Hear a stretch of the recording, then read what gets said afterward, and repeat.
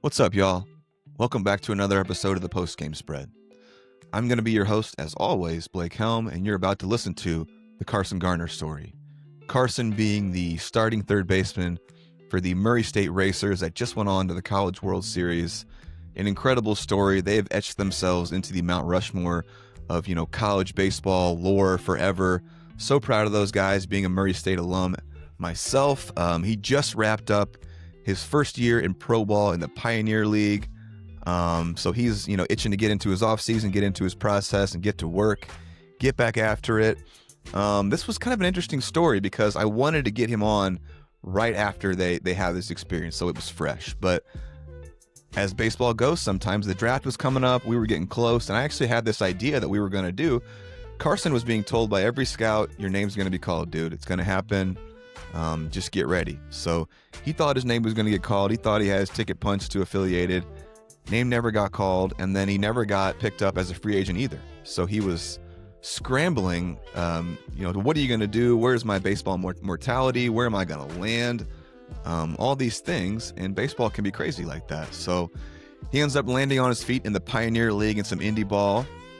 And so we weren't able to, do our little thing. We were going to have a live reaction, actually, on the day he was supposed to be drafted. He was going to call me. We were going to do a little live thing of how did it feel? How are you feeling right now? The family, all this stuff. And then it didn't happen. So he had to figure it out. And that's kind of how baseball goes. That's how life goes sometimes. So anyway, we did a deep dive on his career all the way back to Little League, people influences all the way through, some Murray State stuff, his process, his faith, baseball, all things Carson. I think you guys are really going to enjoy this because this is a national podcast. I'm going to run through my sponsors now. I am a national podcast, but I'm locally sponsored in Central Illinois, Springfield, Illinois. So if you have a need for any of these services, please patronize these guys. Washco Strength and Speed, Body Symmetry, Sheehan Lawyers, Milner Dentistry, Bank of Springfield, Sitco Chiropractic, Glisson Heating and Air, Eric Easley, the Realtor, the Kaiser Family, the Office Sports Bar and Grill, Hammers Radon Mitigation, BSN Sports, Cardinal Cleaning, The Crafted Stag, GT Performance Consulting, Grabba Java, Safe House Illinois, Nate Guernsey, the Realtor, Salvaggio Steel, Springfield Shamrocks, and Overtime Athletics. Go see these guys. We really appreciate you. They are the lifeblood of this podcast and keep me rolling. So without further ado, the Carson Garner story. All right, guys, welcome back. This is going to be another episode of the Post Game Spread. I'm going to be your host as always. Carson Garner is sitting across from me here, the slugging third baseman for Murray State, just finished up his first year of pro ball. You guys just witnessed them make their incredible run to the College World Series this past summer. He just wrapped up his first year of pro baseball with the Glacier Rough Riders in the Pioneer League. Some of his background before we get rolling here: out of Franklin, Tennessee, Franklin High School, where you only had one D1 offer. Seems like you were a really good receiver on the football team. Saw some of that. You're at or near the top of all kinds of offensive records at Murray State. A through and through Murray guy. I mean, you're a true 4-year guy. You weren't a portal guy. You weren't a JUCO guy. You lived it for 4 years in Murray, and I truly respect that. And we'll get into that a little bit later. But you probably could have never imagined when you started off at Murray State that your senior year, you guys would be headed to the College World Series and that whole run. But we'll get to that, of course. In prep for this and some side clips, I spoke with Dustin Mercer, your teammate, Coach Dan Skirka. You've been a part of this too. Carson, how are we doing, man? What's up? Man, I'm great. It's nice to finally get on here with you, and I appreciate you having me on today. Absolutely. We were actually, so a little insider info for you guys. We were going to do this a lot sooner. But baseball is kind of one of those crazy things. And the reason we didn't is because of kind of the draft and his pro ball situation. So from what I think I know, Carson was out in the draft league, trying to up his stock before the draft, was being told his name was going to get called in the draft. And we had this whole thing. So I had this like kind of cool idea. I thought of we were going to be in communication either the day of your draft or right after and get kind of like a fresh take on how are you feeling? What did this feel like to get drafted? Dreams come true. And then in true baseball fashion, you never know how things are going to shape out or roll out. Did not get picked. and then you were kind of like, what am I supposed to do? Do I go back to the draft league? Am I going to get picked up as a free agent? Do I head to indie ball? And I know that was kind of a dilemma there. So we ended up pushing this back until kind of after that all shook out, and you ended up playing some indie ball and just wrapped up on the 6th or 7th, right? It was not that long ago where you guys ended. Yeah, the 7th. 7th. Okay. Yep. So that's where we ended up. But anyway, man, happy to have you on here. Have you had a chance to listen to any other episodes or any other guys or any other Murray guys that we've had on? Yeah, so I listened when we first started talking about it. I listened to the Yeah. full, the one you did with Will. Yeah. And then I think I listened to a little bit of Hoagie's and all Yeah. of Skirka's. So Special, right? So we actually had you be a part of Coach Skirka, you, Hoagie, and Mercer. The three kind of media darlings from the College World Series. Had some awesome clips on. I know he really appreciated that. So, if you guys don't know, welcome back to the post game spread. I'm your host Blake Helm. This whole podcast is kind of a deep dive into a player's career, what they've been through, what they've learned about themselves through baseball, some of their experiences, some fun stories. Giving gratitude to people that have helped you along your way. And it was so cool when this whole Murray State thing came about because, of course, I love my school. I played at Murray State back in '07 and '08, and that you guys were thrust into the national spotlight was perfect because, like, okay, I can talk to all these Murray guys. I can give them a spotlight. I want to hear their stories. People outside of just Murray baseball fans want to hear it now. So you guys have this spotlight. So we're going to get all the way through your baseball career. We start at the earliest. So first question for you, and then we'll kind of get rolling and organically get into your career here. But what are your kind of earliest memories of baseball? my earliest memories, back before we moved to Franklin, I played on this little league team. I don't know how old I was. I was probably like 6, maybe. Um, and we were on those fields that have no outfield wall because we're so little. Remember those fields? Yeah. Oh yeah. Mhm. I remember they would always stick me out in the outfield because I wasn't any good and I didn't have an attention span, so I never paid attention to the game.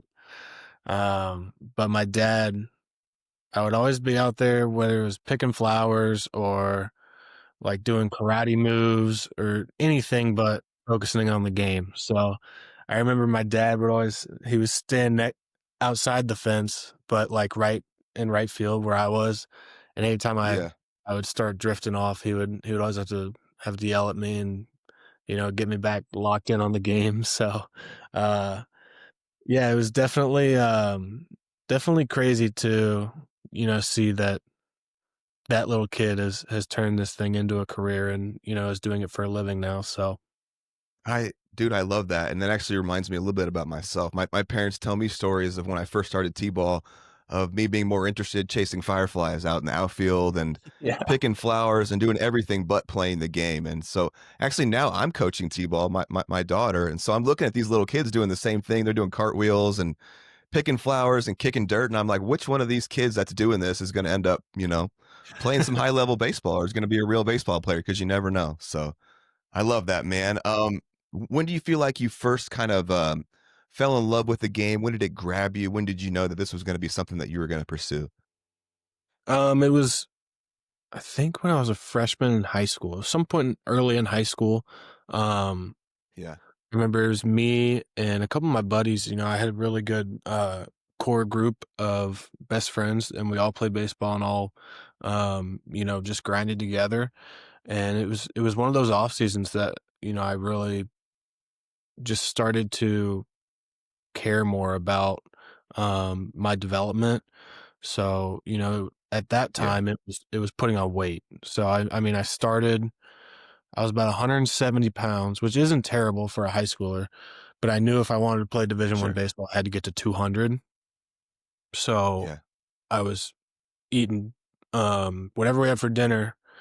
I would tell my dad to make an extra plate and I'd eat that for breakfast. And that was kind of my way really of getting more calories throughout the day. Um, interesting. and and yeah, once I really started to do that and try and putting on weight, it turned into, all right, well, now I want to go to the field every day and I want to hit every day. and I had a great group of friends that would go with me, and we would hang out and just grind together. And I think doing that over the course of an off season, which I'd never done before, that's when I really started Yeah. to see my development as a baseball player. And I came Yeah. back my sophomore year in high school, um, and we were in a pretty good conference, but I was the youngest kid on the team hitting four holes. So that's when I truly fell in love with it, and also when I Uh-huh. realized like, hey, I can do this thing and play at the next level. So a light bulb moment in terms of the more effort I put into this, the more I'm gonna get out of it. In some ways, would you say so? Yeah, and it was also the more I Beautiful. put into it, the more like joy I would get from just playing the game, whether it was just working out in the off season or, going to the field on game day. I loved it all and I still love it. So Yeah. Now, were there any thoughts of was it just, "I wanna play college baseball," at this point, or were you thinking, "I wanna play pro baseball," or where's your head at? Or, "I just wanna keep playing as long as I can?" no, it was all college for me. I really Okay. didn't have any desires to play pro ball until I got to college. My Yeah. dream growing up was always to play in the SEC. So that's where Okay. my head was at, and that was my goal. Obviously, it didn't work out, but I always say it's for the best because I cherish my time at Murray State. So Absolutely, man. Absolutely. I'm sure you wouldn't trade your memories and experiences there for anything. not at all. Athletic genes in the family. Anything on mom or dad's side? Any pro baseball players, high level athletes, college athletes, brothers and sisters? What you got? So my parents, they're both athletic, but they never played past high school. So, Okay. my dad's 6'5", slim, athletic build, um, you know, three sport athlete, but he never played in college. Back then it wasn't Right. as common as it is now. Um, Sure. it also wasn't as difficult as it is now, but I guess they just didn't have any interest in it, and my mom was a soccer player, so, they're both athletic, but they're not, like, super athletic, you know? Yeah. I For never had sure. any professional athletes in the family. Um, my sisters actually are both very athletic. One of them is a sophomore on the University of Hmm. North Alabama volleyball team. Oh, cool. Um, she's in her sophomore season right now. So I've been down there a couple times, last week to watch her. Oh, beautiful. But yeah, she's finding some success this year as she comes off of freshman year where she was in and out of the lineup. But yeah, she's doing well. And then my youngest sister is a sophomore in high school, and Uh, she is getting recruited. She's probably the most athletic out of all of us. okay. Um, so she's currently getting recruited by SEC schools for volleyball. Really? Okay. Beautiful. So Yeah. she might get to live out your SEC dream. Yeah.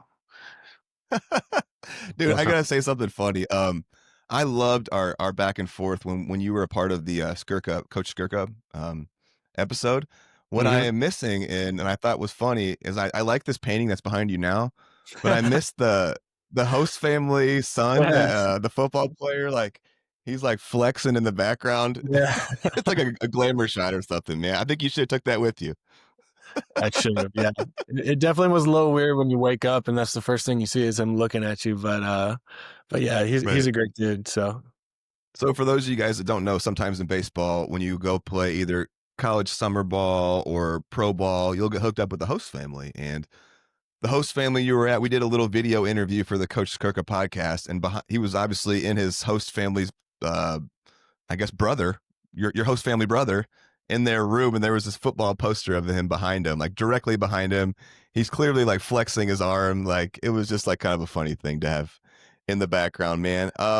Moving on, some like fun memories here, but do you remember the first home run you ever hit? And if you do, take us through it. I'd love to hear it. I do. I was 11 years old, Here we um, go. playing on my travel team that I played on when I was a kid. We Yeah. just went, like, 45 minutes away to a complex and played, but, and it was actually to dead center, and it hit, that yellow piping on the fence, it hit the yellow piping Yeah. and bounced Yep. over. So that was my Classic. first home run, um, and my dad was coaching first, and I just remember him jumping up in the air, with his arms over his head. He was so excited. Um, but yeah, that's Was it as exciting for you? I think I blacked out when I hit it, or maybe I just don't remember because it was so long ago, and I've hit so many home runs since then. But yeah, that when I was 11, that was the only one I hit that year. And then usually, like Yeah, you do these kids that are 12 and they hit like 30 home runs in a season. right. That wasn't me. I hit Not you. one home run when I was 11 and one when I was 12. So definitely grew into the power as I got older. But Yeah. I mean, you didn't hit a ton of pumps at Murray State. Were you hitting pumps in high school? high school, yes, that's when I Okay. first started. Um, once I grew into my body and kind of hit Okay. my growth spurt, I started hitting homers. But yeah, when I was Okay. younger, I was not a home run hitter. Okay. Interesting. I love asking this question. It's usually a fun one for people to answer, but very common for the father-son relationship to be formed kind of around baseball. The father kind of nurturing the son's dreams, throwing to each other, playing catch, BP, trips, all these fun stuff together. Is there anything like that between you and your dad? If yes, could you speak on it? Definitely, man. He's my biggest role model, my biggest hero. I Hmm. wouldn't be where I am without him. He's the one that introduced me to this game. Um, Yeah. but the best part was he never forced me to do anything I didn't want to do. So, Yeah. uh, you know, a lot of fathers, they'll try and train their kids so hard and make them into a baseball player, Right. that their kids get burnt out when they get older. Absolutely. Where my 100%. dad, he introduced me to the game and then he kind of let my love for the game develop. He was Hmm. always there if I ever wanted to go to the batting cages or go to the field. He never said no, but he Yeah. never made me do it. And I think that's what lit the fire inside me about Yeah. wanting to do this game, wanting to play this game still. And just having him there support me the whole way, man, it means the world to me. And, with Father's Day, always in the summer, I can't remember a Yeah. Father's Day where I wasn't playing baseball. So Right. he's he's been one of the biggest contributors to my journey. And one of the coolest Yeah. things was this year on Father's Day, I was playing in Right. Omaha and World he was there Series. Yeah. and he was there. Oh So man. I remember the night before I got him a little gift, and I wrote a sweet message on the back of it. Um, it was just, he started crying when he read it, but it was just all about how, him and me have grown up doing Journey. this. Yeah. Yeah. Every Father's Day, we're at the baseball field and now we're on one of the biggest ones in the world. So, um, that was cool. Oh man, give me tingles, buddy. I absolutely love that. Thank you for highlighting that and showing us. Yeah, I'm sure all you guys that was the greatest Father's Day gift you could ever give to all your fathers on that roster. Being a part Yep. of that, them watching that. That must have. How cool was that for your parents to go there and share in that experience and watch it and be there and feel it? I was there. It was incredible. It was one of the coolest things I've ever experienced, and, Yeah, they agree, they were so proud of me, and just to have them there, it was unreal, man. It was one of the coolest absolutely. things in my life. When you said a little bit ago travel ball. When did your travel ball start? In quotations, and maybe then when did the next level, like a little more serious travel ball start for you? I'd say when I was 13, I joined my first, like, travel ball team, from when I started playing baseball to when I was probably 9, I played in a rec ball league, just having fun, you know, not really Yeah, trying to get recruited or anything like that. These right. kids these days are, they're 8 years old and they're traveling all over the country. Um, that Yeah, wasn't me. So, and then, you know, I I had a teammate and his dad was starting a summer team and I joined that and it was a travel ball team if you want to call it. yeah, But I mean, like we would go to the surrounding towns and just play at a complex on the weekends. It wasn't like we were going 3 hours away and staying in a hotel, but right. um, I still talk to my buddies that were on that team from when we were 9 to 12, and my dad was a Right. coach. So, that was a fun team. Little side note, our best player on that team is now, I think he's the number one prospect for the Padres. Maybe Really? I think he's top 5. It's Kavares What we Tears. He got? played at Tennessee. Okay. Little shout out Kavares. Shout out. Yeah. Yeah, I'll have to when look him up there. I think he had the best 12U season I've ever seen in my life. What you got? I think he hit like 35 homers or something. Like, this was something Just ridiculous. unreal, like one of those kids. Yeah. I mean, he's incredibly gifted and he's a great dude too. But and then when I was 13, I joined a team called Nashville Select. It's Okay. run by one of the high school coaches right by my house. He started it. It's an organization where they only go from 13 to 15. And there's not an emphasis on recruiting. It's more about player development. So, Yeah.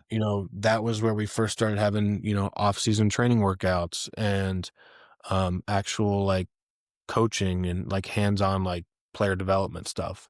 And it's 2 minutes down the road by my house. So, Mhm. that was nice not having to drive, an hour out to practice every day and stuff. So, Absolutely. but yeah, I think we would go to some cities in the Southeast, but nothing super far, and then our last tournament was in Myrtle Beach, so, that was a fun trip, and then when I was 15, I got to join the Knights out of Nashville here, and that's, like, the big travel team in Nashville, so, I mean, Okay. we got guys coming from Getting all over pretty the country. serious. Yeah, guys Yeah. flying in, and we're going to Atlanta, going to Hoover. My 18U year, we went out to New Mexico and played in the Connie Mack World Series. Like, um, Yeah. so that was when I really started playing big travel ball and trying to get recruited and um, Yeah. all that kind of stuff. And that was 15U from to 18U. All the way through. Okay. Mhm. Interesting. That's interesting though that you were a part of this kind of storied program, but from what I think I understand, like you were only recruited by one D1 school. Is that accurate? Yeah, so it was during COVID. So Yep. the year before COVID in 2019, I was actually heavily recruited by a lot of schools. It just didn't that junior year of high school, they all wanted to come watch me play and they couldn't. And then that's when all Right. the COVID stuff happened and all the spots got taken up. So um Yeah. I like to think that I would have had my pick of schools if the Who are you coronavirus talking with, if you don't mind me asking? Kentucky, Bama, Mississippi State, ETSU, Tennessee Tech, Murray State, um,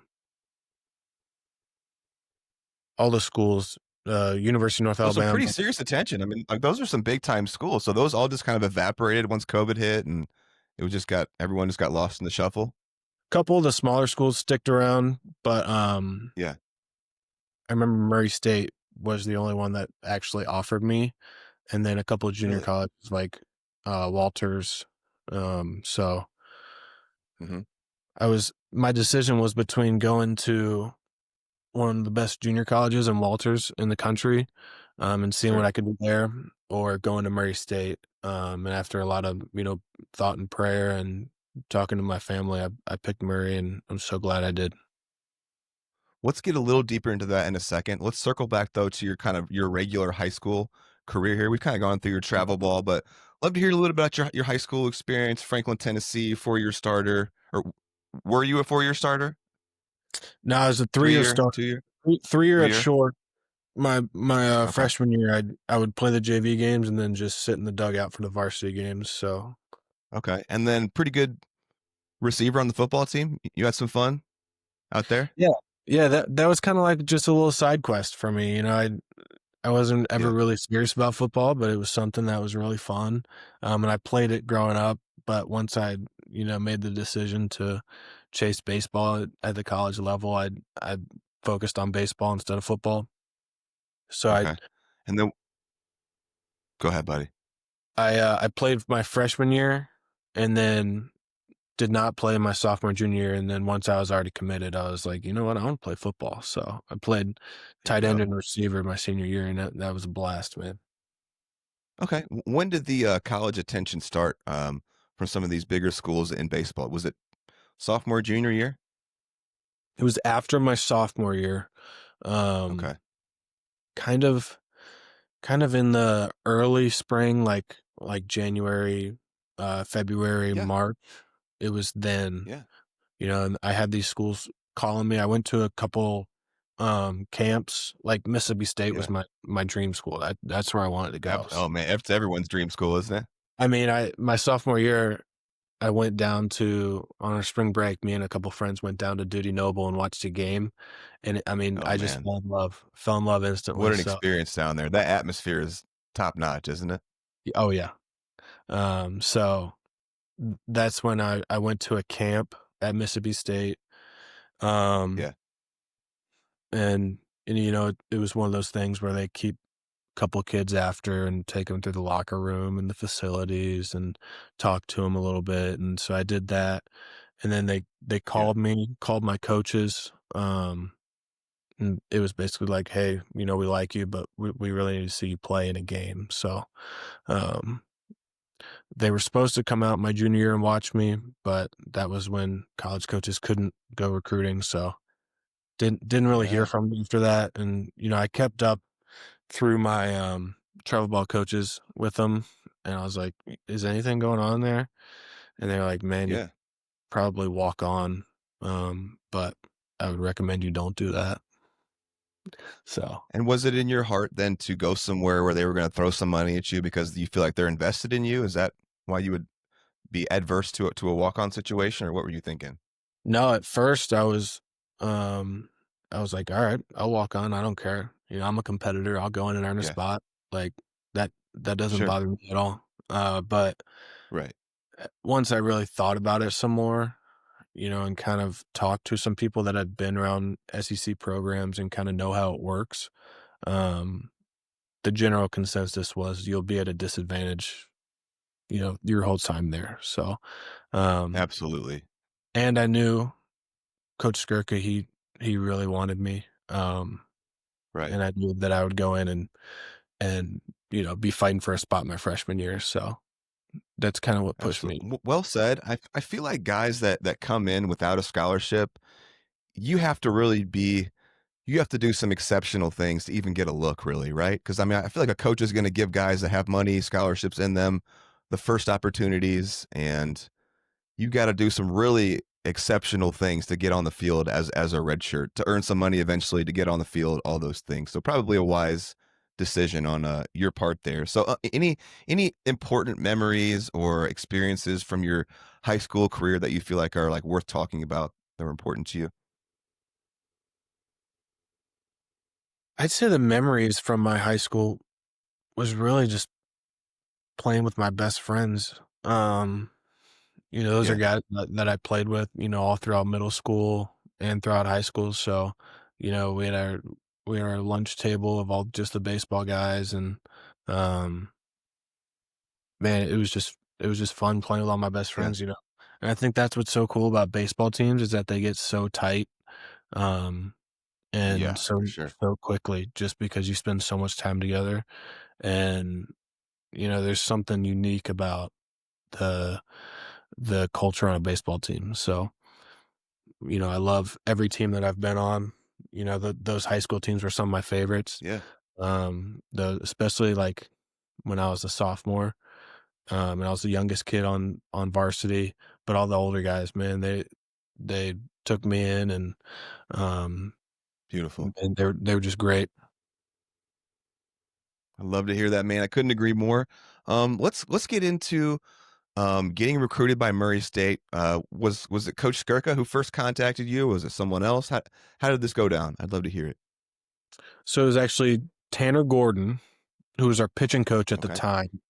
I don't know if you know Mhm. Tanner, but I've he's heard the he's name few times now.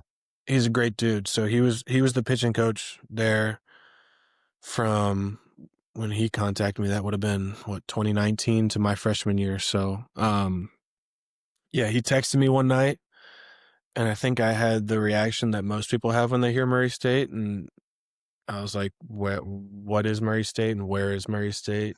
Um, 'Cause Absolutely, buddy.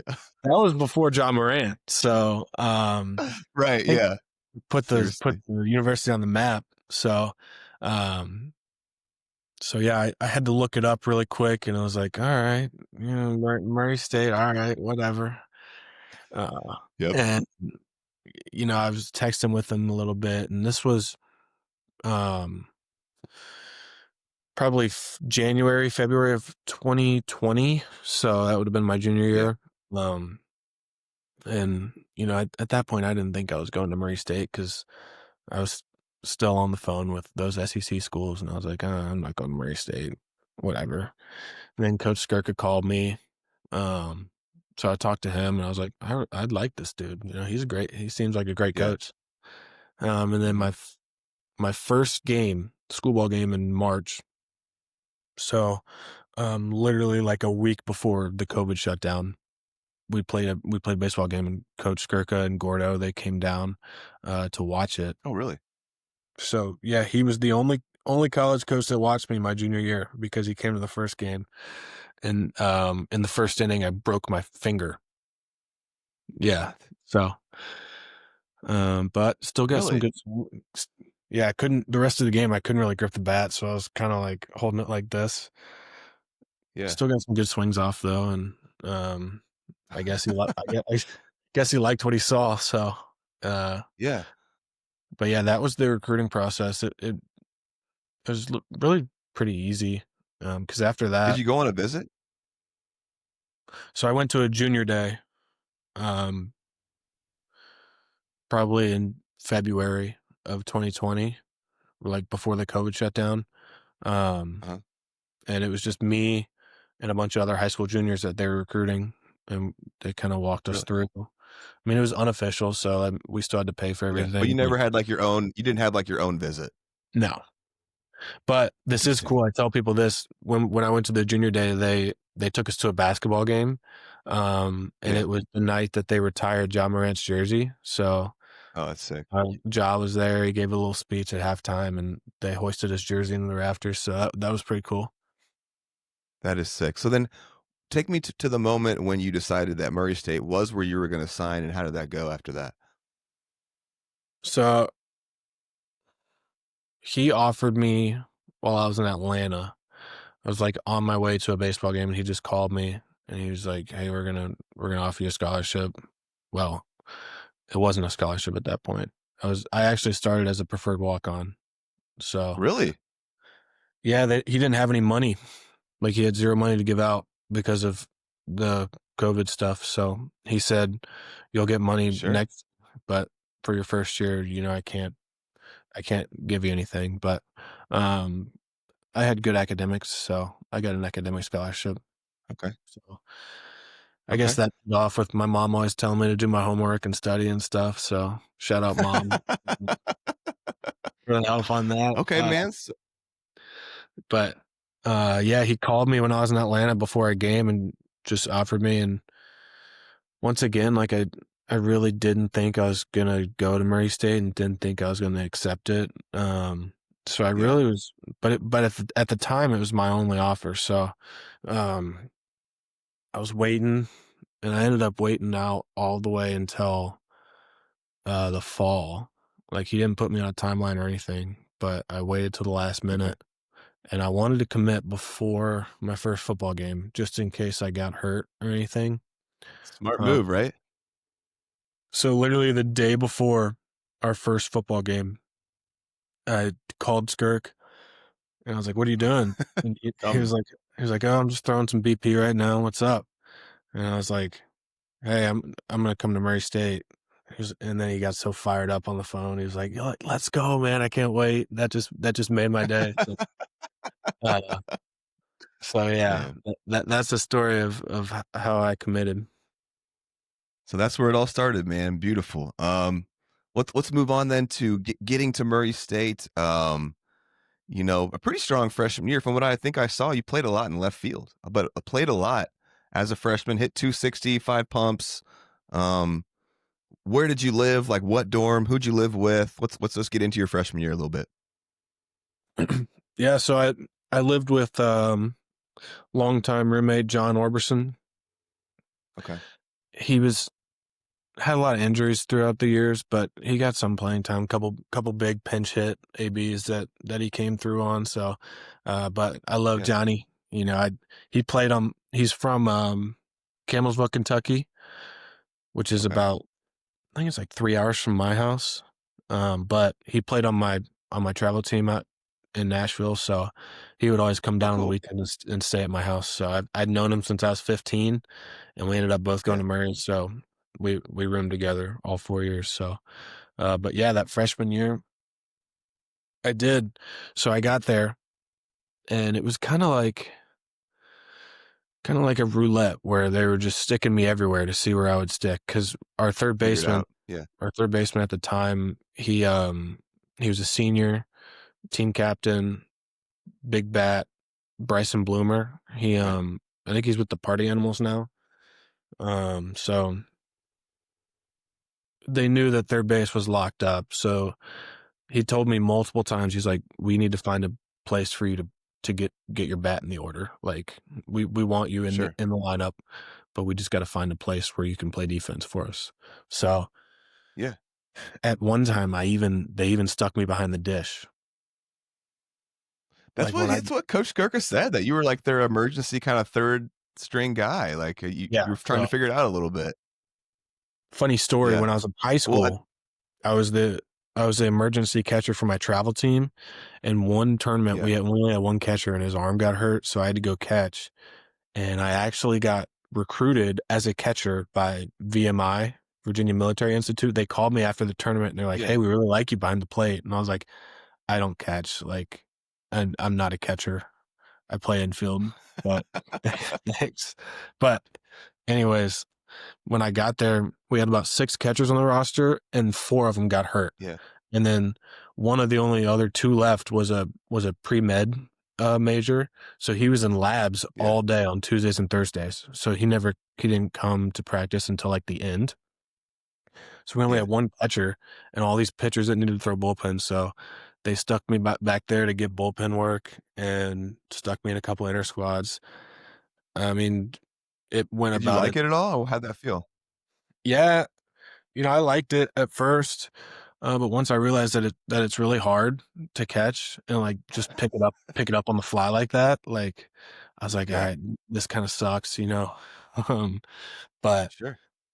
yeah, it went about as you would expect. Now that you're in pro ball, that could bode well for you, just to even say that to a coach, like, hey, I can be a third string catcher, a utility guy. I can play all around the field if you need to. It might be something worth holding on to, that you can throw a catcher's mitt on if you have to.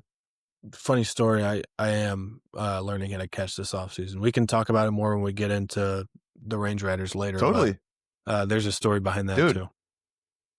beautiful. Let me just add on to that story then, because my professional experience was in indie ball. I bounced around indie ball for a few years, and what I noticed and what I had wished I had changed going back on my career is, so I came up as a shortstop, ended up being an outfielder, but I wished I was proficient at infield too. Later in my career, I'd stayed with it, because the utility guy stayed around forever. Like Mhm. there was always a need for a utility guy on the team that could handle the bat just a little bit. Even if you can hit 200, if you can be a utility guy, you can hang around for a long time, and there's a need for you. So I've always tell young guys, don't just focus in on one position. Like, yeah, be awesome at a position, but be able to play all around the field, because eventually it'll be a real asset for you, is my thoughts. Definitely. Yeah, I Do agree. you agree? Oh, yeah. Okay. Cool, man. So did you feel like you belonged when you got there in the fall? Were you overwhelmed at all, or you felt like you were right where you're supposed to be?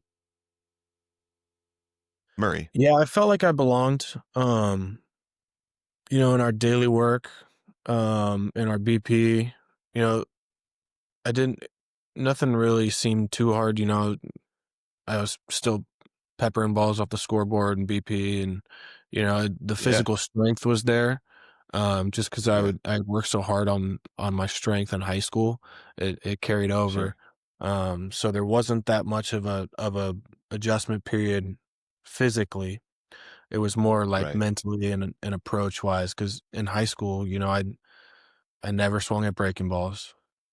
I never swung at Really outside pitches because I was just trying to hit home runs the whole time. So, and I think my interesting. senior year, I hit like 395 with 6 or 7 homers, and I only struck out 9 times. So, um, I mean, my approach was not an advanced approach, and when I got to college, you can imagine that Yeah. it didn't work very well. So, um, yeah, that, uh that freshman fall, there was a little bit of, adjusting there as far as the approach Sure. and, dialing in, being able to hit the ball the Yeah. other way and not just trying to hit homers the whole time. So, um, Sure. struggled a little bit that fall, but when I came back in the spring is when I really, I worked on it all off season and came back and earned a starting spot. Looking back on it, knowing what I know now, like, I wish I would've known the stuff back then so that I could've performed better my freshman year, but I mean, pretty strong freshman year though, man. I mean, I think a lot of guys would be happy with 260 and 5 dings, don't you think? yeah, I think so. I Sure. For think a I freshman? could've done Absolutely. better. Okay. I hear you, but, so after your freshman year, from what I think I've read here, you end up in the Great Lakes Summer League, playing for Mhm. the Lima Locos. Is that right? Yep. Would love to hear about your experience there. Sometimes the housing can be interesting, the level of play, what you learned, what you were working on. I'd love to kinda hear about your experience there. Yeah, so the Great Lakes League, it was actually a really great league for young players, like, freshmen, sophomores like myself. Um, Yeah. you really didn't see many older guys there, but, I mean, it was a fun time up there, there was good competition, we were playing all, like, the Big Ten freshmen would go there, um, Yep. and then we had a couple racers go, like, Jacob Pennington went before me, Drew Vogel, who's now with the Astros, went before me, Yeah. so, um, I think I was the 3rd one from Murray to go, but, yeah, I loved it. I had a really great group of guys up there, and that's something that as we get into this summer ball, like, you'll hear me say, like, I loved all my summer ball teams because there's just something about, like, when you get a group of guys together for 2 months and then you get, like, really close and it's almost Really like fast too. yeah, so people outside of baseball probably don't know this, but, like, summer ball's a grind. Like, Absolutely. sometimes or most of the time, like, there's something else you'd rather be doing, like being at home or going to the lake or, it's your summertime. But, um, especially as you get towards the end of the summer, like guys really just start checking out because you've played so many Miss their games. girlfriends, miss home, miss Yeah. their friends, all that Yeah. stuff. Yep. And so like when all these dudes are going through it together and, you're grinding together, like you get really Yeah. close really fast. So, um, I totally agree. I feel like those summer teams foster these intense friendships. Like within a week, like everyone's like best friends and you have inside yeah. jokes and like Oh yeah. there's still guys that I played summer ball with, spent a month or two with that I still keep in touch with almost 20 years later. I'm 40 years old now. And there's a guy named Brian Schweers that I played on the Asheville Redbirds in the Southern Collegiate League. We're still boys. Like we still talk all the time. And I love little friendships like that. So summer ball can be awesome. How was the competition? Pretty strong? It was good. A couple Yeah. guys could run it up to upper nines. I'd say every Yeah. night we would face right around 90. It was just all like the Okay. redshirt freshmen from the Big Ten schools that would, Yeah. stay local and play in those teams. So, but my host family's really cool. Still text them to this day. Um, Awesome. and just the whole setup was nice. We had a great group of fans. There's an older crowd that sat right behind home plate, and sometimes, I'd be at the dish, and they'd be giving me a hitting lesson while I'm hitting. If I foul one straight back, hey, we got to get on top of it here. I'm like, yeah, really, all right, yeah, yeah. Speak Thanks for that. what were you working on what were you working on this summer? I feel like a lot of guys go into a summer being like, okay, I need to get better at this or this and this. Was there anything on your agenda that you feel like you really needed to address? Yeah, so all my summer ball teams, I was trying to work on stuff, and they all failed. I think I hit like I've got to be like a career 200 batting average in summer ball just because I'm trying out different things, seeing what works Sure. and what Yeah. doesn't, and so Yeah. because that's really what it's for. Sure. It's Absolutely. made so that you can get better. So, Yeah. every time I went to summer ball, I was just trying different stuff to see, what would work and what didn't. So that summer, I was really working on like simplifying everything because I felt like I had too much movement in my swing and too much Okay. going on. So, Okay. I was trying to simplify, but a lot of these times when I tried to simplify, I took my rhythm out of my swing. Mm. Um, and that's never a good thing. Hitting is rhythm and timing. If you take the rhythm Yeah. out, you take the athleticism out too. So, um, Dude, I totally agree. Sometimes people talk about simplifying it and they end up taking out like the athleticism of it, right. the natural innate movements of a guy sometimes. And then Yeah. swings look kind of robotic and forced and whatnot. So beautiful that you had that realization on that. And you and I have talked a little bit. Absolutely love you're my favorite swing on that Murray State roster. And I'm a swing guy. I love mechanics. I'm all ate up by it. I could watch your swing on a loop for all day long, man. We're Appreciate going to that. get into, I have a little hitter's corner and I got your thing slowed down, but Cool. it's so beautiful, man. So, all right. Moving on to your sophomore year here. Wait, actually, let's move back real quick. How was your transition to wood bats? Was that difficult for you? Easy? Had you hit with wood before? I'd hit with wood growing up in summer leagues, so in summer tournaments. So, Okay. um, I never thought there was really a big difference between a metal and a wood bat. Okay. I always liked that the wood Okay. bat sounded cooler. Um, but Yeah. as I just finished my first season of pro ball, like having to buy your own wood bats, like that sucks. So that's one big difference. And then Yeah.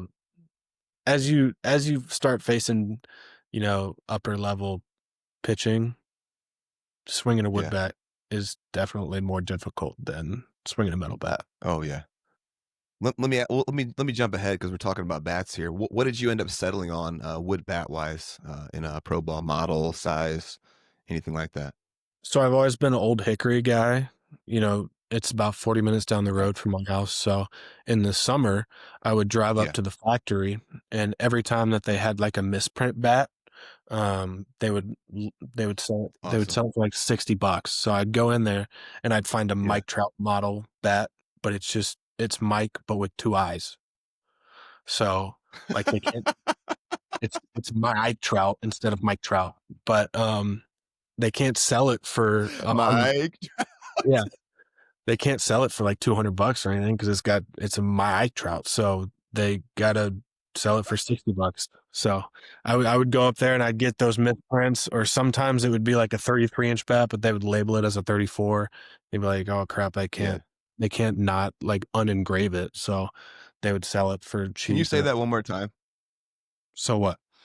Say what? The Mike part. My Ike trout. That was really tickling me, man. What a size do you like? Are you a 33 and a half? You a 34 guy? What are you swinging? So all throughout college I was 33, but I just transitioned to a 3.5. So, but Okay. yeah, I did. So I was Interesting. when I got up to Glacier, the airline that I was on lost my bats. I had brought two bats that I got from the draft league, What? and I was trying to fly with them, Yeah. and they were in my bag, but they were like kind of sticking out, and they Yeah. lost them. So I got up there and I didn't have any bats, Gone forever? and I met the team on a road trip, and they didn't bring any extra bats on the road trip. So I was like, I was swinging somebody else's bat, and that's always weird because it's like if you Yeah, that break it, I don't sucks. want to break somebody else's bat. Like, Yeah, you don't want to break it, and then you owe them a bat. yeah. So I mean, that was weird. And then it was a struggle of like finding a bat when I got up there, because the team will give you two, but that's Right. it. And then you got to supply the rest of them. And I mean, I remember breaking one pretty quickly, and I was like, I only got Usually those two free ones that they give you aren't exactly the highest quality, if I remember too. They're kind of run of the mill models. Is that yeah. accurate? They were Marucci's. They definitely weren't Okay. the worst bat I've ever swung. But they weren't the best either. So they were kind of like middle of the pack. But then I was talking to Yeah. my Okay. agent, and because the affiliated guys with my agency get bats from Marucci for free, and so I was talking to Yeah. him like, hey, like, does that apply to indie ball guys too? And so we were trying to figure that out. And then I was talking around with bat Yeah. companies about pricing, and then I ended up just reaching out to Old Hickory, and I'm like, hey, what can you do, man? Um, for pro guys, and they gave me a good price, and I Yeah. like Old Hickory, so Beautiful. I ordered. I think I ordered 6 of them, and they sent them up to me, and Beautiful. and I've been enjoying them ever since. So I love hearing how the minor league grinders figured their bat stuff out. When I was playing, there used to be a website called Slugger Pro. It was for if you were indie ball, affiliated ball, if you were in pro baseball, you could get discounted Louisville Slugger MLB prime bats. And we would all go there and order a shit ton of them. But I had a little hustle going where I would order tons of them, and then I would obviously use my own for hitting, but then I would flip them on eBay too because I was trying to get by in the off season, trying to make some money, and there was no limit on how many you could buy. So I was just buying like hundreds of bats from Slugger Pro and selling them on eBay. nice. All right, enough of my hustler. Let's get back to you, your sophomore year here. So strong freshman year, trying to figure some things out in the Great Lakes League. Coming back, you guys were 31 and 28, starting at third base, 245 batting average, 10 dings, 10 pumps, 10 doubles, excuse me. What stands out? Like, what are some of your best memories from this year, sophomore year? Let's go. Um, like immediately coming back my sophomore year, I was having a lot of success in the fall. And that's Okay. probably like up to that point, that was the best my swing has ever felt. Um, Hmm. I wasn't really working on anything or doing anything specific, but it was really just being athletic in the box and just competing every single day. So that's where Yeah. I truly like I started to hit the ball backside, and I started to have backside juice where I can go deep to right field. In that fall, Yeah. um, I really showed it. And I think I hit like 400 in the fall, led the team in homers in the fall, led the team in extra base hits in the fall. So, and I was Hmm. doing that as a sophomore, where we had some really good upperclassmen on that team. Right. I don't know really what happened, but I guess just throughout my training in the off season, my swing kind of evolved, and it wasn't, um, like I wasn't trying to do this, but it wasn't the same as it was in the fall. So I think that's where a little bit For worse. yeah, I Okay. think it was probably a little too stiff. Um, Okay. Approach probably wasn't, where I wanted it to be. I had some great moments, Okay. but I still was Sure. struggling on breaking balls. Teams knew that, so they were just throwing get me overs early in the count, and then I was getting behind. Right. Um, but I actually started out that season, hitting in the 4 hole, leading the conference Okay. and bunch of stats, and then just once teams realized that they could just spin me, that's what they did, and I struggled for the rest of the year. So that'll be a common How did theme. you address that? Did you guys have Man, like a pitching machine that can throw deuces, or how did you get better at this? it took me a while to adjust, just because my whole life I just only looked for fastballs and No hunted curves. fastballs. What? Absolutely. No, Um, absolutely. Yeah. yeah. So because when I'm in high school, like odds are he's not going to land 3 breaking balls to get me out. So Right. So lay I just off. wouldn't swing at him, and I'd get my fastball and I'd hit it. Right. So, um, but yeah, I mean, me and Skirk worked a lot on it, a lot on getting more adjustability, more athletic in the box. And once we get to my junior year, you'll be able to see that work paid off. Ooh, I love hearing that. Before we get there, I looked at all you played in a different summer league every single year. And I thought that was interesting because some guys will end up like finding a place they like and they'll go back for 2 or 3 years or this and that. Was that on purpose for you or did it just new opportunities keep arising, or how did that? Can you take me through that? Yeah, I just wanted to play somewhere different every year, get a new experience. I felt like that those Yeah. 4 years in summer Okay. ball was how I could travel the country without, having expenses. So, Ooh, um, well said. my sophomore year, that was probably my favorite location, being that close to Myrtle Beach with the flamingos and the CPL. Florence Flamingos. Yeah, Yeah, Coastal Plain League. yeah. So that So that take one me was there. I'd love to hear about this. So let's go. so I was actually gonna play for the Bananas, while they were still at. Really, Did you know that they used to be a an actual collegiate? team. Yeah. So they Yeah, started yeah. out. They were in the Coastal Plains, and then they started So getting we silly in the last like however handful of years, Yeah, right? so they had, Bryson Bloomer was on that team.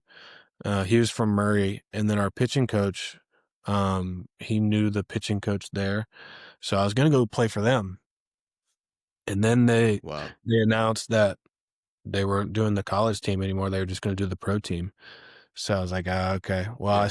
I'll still stay in the coastal plains," and so I went to the Flamingos, and I really liked it. It was a great spot, being just an hour from Myrtle Beach. Every off Yeah. day we went to the beach. My parents came, There you go. stayed, got a condo at the beach for a week. My girlfriend came and we got a condo at the beach for a week. So, um, that was a fun time. And then also my best friend growing up, he played at Belmont. Um, but I Mhm. known him since I was in the 6th grade. And we were two of the guys that really trained together here in the off season. You know, once we decided we wanted to play or college baseball, Yeah. um, and so he was like, "Hey, you want to play stormball together?" And I'm like, "Yeah, I'm going to Florence. Like, you want me to get you in?" And he was like, "Yeah." So he came down with me, and we lived together for that summer. So that was really fun too. Oh, beautiful. But yeah, once again, tried to make some swing adjustments. They didn't work. But what I like to say is what I like to say is, What kind of adjustments are you talking about here? so I was trying to, like, get my hands back, leave them there, um, kind of almost like all of this stuff I'm trying to simplify my swing, but I couldn't find the way to do it, um, Uh-huh. until, when we get to my junior and senior year, I finally found how to do it. Um, but Yeah. what I like to say is, I'm one step closer to where I wanna be because I found what didn't work. Yeah. Mm, there's a lot of stuff Ooh. there's a lot of Oh stuff where, man, that's gold. when I'm at Murray and I'm sitting, it's 11 o'clock at night in the cages and I'm hitting 300 balls off the tee and I can't figure it out and nothing feels good. I'm finding I'm Oh finding man. what doesn't work. Like, I'm sitting in the cage and, my swing's just broken, man. Like, I've been there. And it's tough because you work so hard at it, but, like, it's Man. just you're not clicking, but then finally you find something and you get that click and you're like, "Oh, there it is." And then you keep building on it every single day, and over the course of an off season, when you keep building Yep. on it, that's when you show up opening day, Yeah. and at that point you just compete and it's time to go.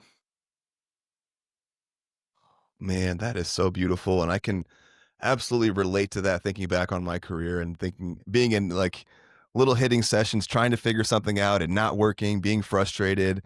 The difference between you and I is that you seem to have found the thing in your swing that, took off. I never found that part. So anyway, and you were in the early stages of Murray too. So you were in the first batting cage that was inside the little band room, right? Yeah, the little room.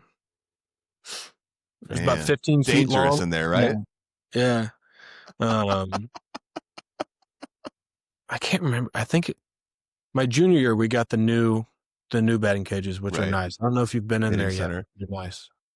I've seen it. It's amazing, but I do laugh back on that little band room and that all the players that have been through there. And we used to wear like people were getting messed up in there because it could ricochet and it's such a tiny space and just Yep. It was it was loud, dangerous. We had guys wearing like full catcher's equipment in there at some point. Yep. Um, okay, cool, man. So then we've been through summer ball again here. Great experience for you. Trying to figure some things out with your swing. Looks like we're about to get to your junior year where things really kind of level out for you. Um, 306, 15 dings. What a jump in production. Would love. Let's just go with your junior year here. Let's just start rolling. What do you remember? What stands out? Great year, obviously for you. Yeah, so that was the first year that I really like kind of came into my swing and my athleticism and really took off. That was like my breakout year Yeah, almost. yeah, Um, and really I wasn't thinking about like swing mechanics. Like I never like I really. had a hitting coach when I was younger. Um, like just to teach me the basics, but like I didn't have a high level Yeah, hitting coach. Like I was all right. self-made. So really I was just sitting in like I would get in the box and let my athleticism take over. And it was a lot of Yeah, external goals. So like in BP, I'm trying to hit um line drives, right at the second baseman or stay up the middle and all that stuff. And yeah. over the course of time, when you're thinking about that constantly, your body will organize to the goal. Um Ooh. Okay. so that's really the thought process behind that. And then it just all clicked. So when we get to opening day, like my swing feels amazing and it's just time to Yeah. go out there and compete. And that's where, I had through the first 16 games, I had 9 home runs and I was tied for first in the country. Yeah. So, Yeah. um, So, I are you didn't, hearing from some pro teams during this time? How's that going?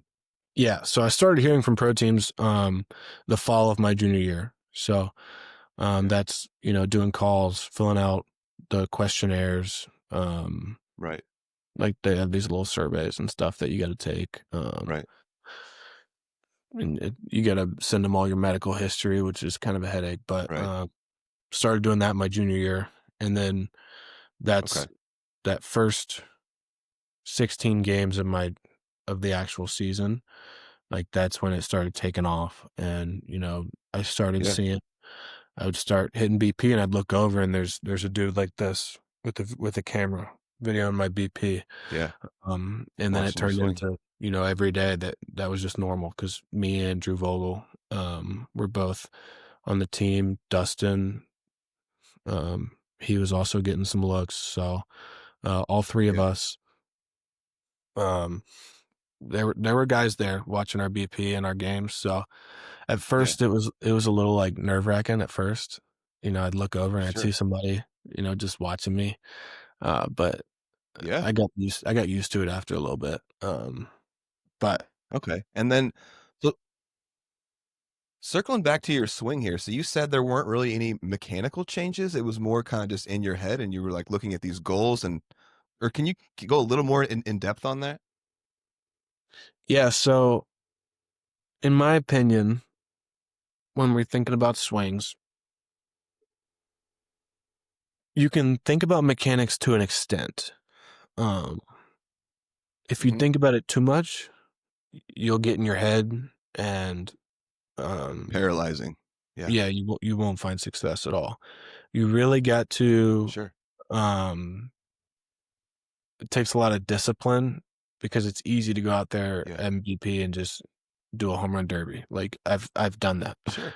I can go out and BP and Yeah. hit the ball 450 feet. Like why I used to try and do that every single swing, but as I matured as a Yeah. hitter, I realized that if I want to do that in a game, like that can't be my focus in BP. I gotta have like Sure. very high intensity, like focused reps. Um, so Yeah. when I really started to realize that and just get out of my head almost about all these mechanics and what my hands are doing, what my legs are doing, like I was just like, let my body do what it wants to do. I'm athletic. Ooh. Like Yeah. I've been swinging a baseball bat since I was 5 years old, So Yes. like just let my body knows how to hit the baseball. Like let it do what it want to That do. is When I beautiful. when I try and like override it and like make my hands Yeah. do something that they don't wanna do, that's when I Right. start getting into trouble, and that's why I struggled probably in Ooh. summer ball because I was trying to, just make swing changes that my body didn't wanna do. Um, but Man, once this I gave is my such gold hitter talk. I hope people are listening to this. Man. once I Man. gave Okay, that yeah, it was that's what took me to the next level. trusting your body and that it knew what to do to get into the right positions and just being an athlete. Is that kinda what I'm hearing? Yep. Beautiful. Man. And I could think back to, like, it's so easy for a baseball player to get so obsessed with mechanics and, "Am I doing this right? Is my hip in the right position? Are my hands in the right position?" All of these different things, but you wanted to simplify it and get out of your head and trust your athleticism. Dude, I'll Chef's still get kiss there. that stuff. I'll still get in my Yeah, head, even after I found success by not thinking about right. stuff, I'll still fall into that Mhm. trap. It's something that every hitter goes through, but it's something Sure. that you got to find a way out of if you wanna have Oh, success. man, that is The perfect. best hitters the best hitters, they get out of their head and they compete. That's just Yeah, the name of the game, so well said. So, really strong junior year here. You go and play for the Thrillbillies after this in the Prospect League. How was that experience for you? Any fun memories from that summer for you? yeah, so actually wasn't gonna play summer ball that summer. Um, all Why's year that? I was trying to get in the draft league, um, Yeah, or the Cape, but, I didn't try until we got to about April, so I couldn't get into either of those leagues, so I was just like, "You know what? yeah, I got some pro workouts lined up. I'm just gonna do that this summer and, um, see if I, get drafted, and we'll see." Well, yeah, I went on vacation with my family, went to a Tigers workout in Atlanta, and then spent, like, 2 weeks at home, and I got extremely bored because my friends that played baseball were either hurt or gone playing summer ball, so I didn't have anybody to yeah, train with, um, and I was just extremely bored. My parents work during the day, so I was just waking up and sitting at around the house waiting for them to come home. So I was like, "You know what? yeah, I'm gonna go play." So I ended up reaching out to one of my teammates in Murray who was on the Thrillbillies.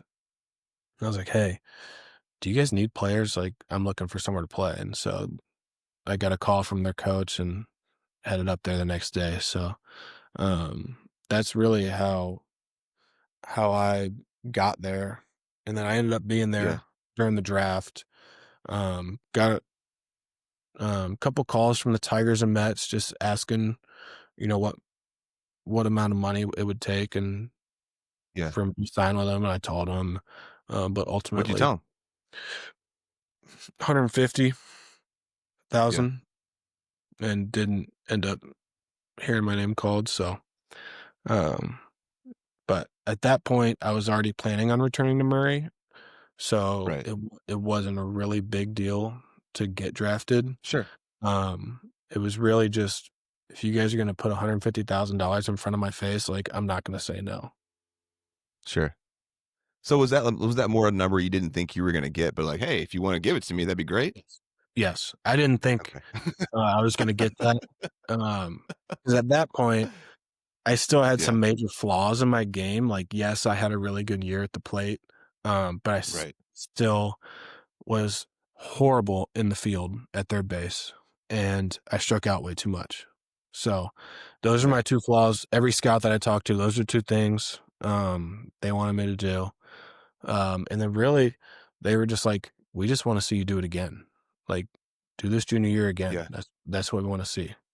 Um, and yeah. Beautiful, and let me play a clip right here. This Alright. is gonna be Coach Skirka talking about your third base work. He talked about you guys put a ton of time in getting Ton you right as a third baseman, right? ton of Right? time. Okay, perfect. Here we go. This is the perfect clip for this right now. Let's talk about his development defensively and what stands out there. Well, it was work. I mean, it was good. Just good old fashioned, blood, sweat, and tears. No secret sauce to it. But I do laugh. Pro day this year at our scout day in the fall. I had 2 organizations ask me if he could play second base, and it kind of stung because I was like, man, you know how many hours we've put in at making him into a third baseman, and the first question they asked is, hey, can he play second? And I was like, man, he can play third pretty dang good. But, you know, he didn't have that track record to show that yet, but then he went out this spring and did it. You know, I've told a few guys in our recruitment process of trying to replace him that Carson made me a better coach, because we had to come up with ideas to make him a better third baseman. And I stole some drills from some other people and put our own spin on it.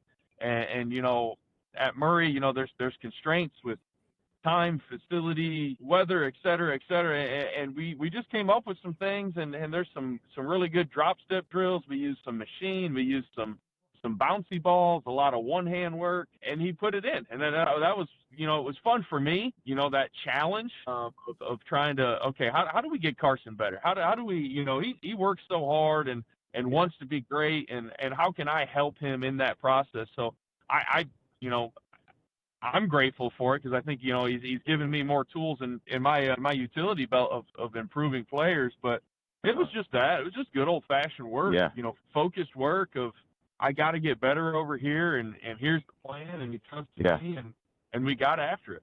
And we got after it. Man, I love that guy. You got anything on that clip? What a special.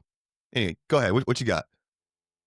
Yeah, so that offseason, that was like the main goal with me and Skirk, was like, listen, we got to figure out this defense. Like, I can't be leaving leveraging errors. One, because I want to win games, and over the course of a season, like, errors will haunt you. Sure. Whether it's losing a game or making pitchers throw more pitches or getting into the bullpen sooner, and over the course of time, like, that takes a toll throughout the season. So errors are a huge thing. And also I wanted to get drafted. So, and I knew teams didn't want to draft somebody that can't play the field. So, Sure. So when, you know, we're doing these drills, it wasn't like, you know, when you're in high school, you go out and you take ground balls, but you're kind of just going through the motions. Younger kids do that all the time. Sure. Like we're doing the work, but are you doing the work because you're just going through the motions? Are you like, right? Eyewash. Like, Yeah. it's once you start realizing that, like, 5 good focused reps are better than 20 where you're just out there going through the motions, like 100%. like that's when you truly start developing as a player. And so that's what Skirk worked on. Yeah. And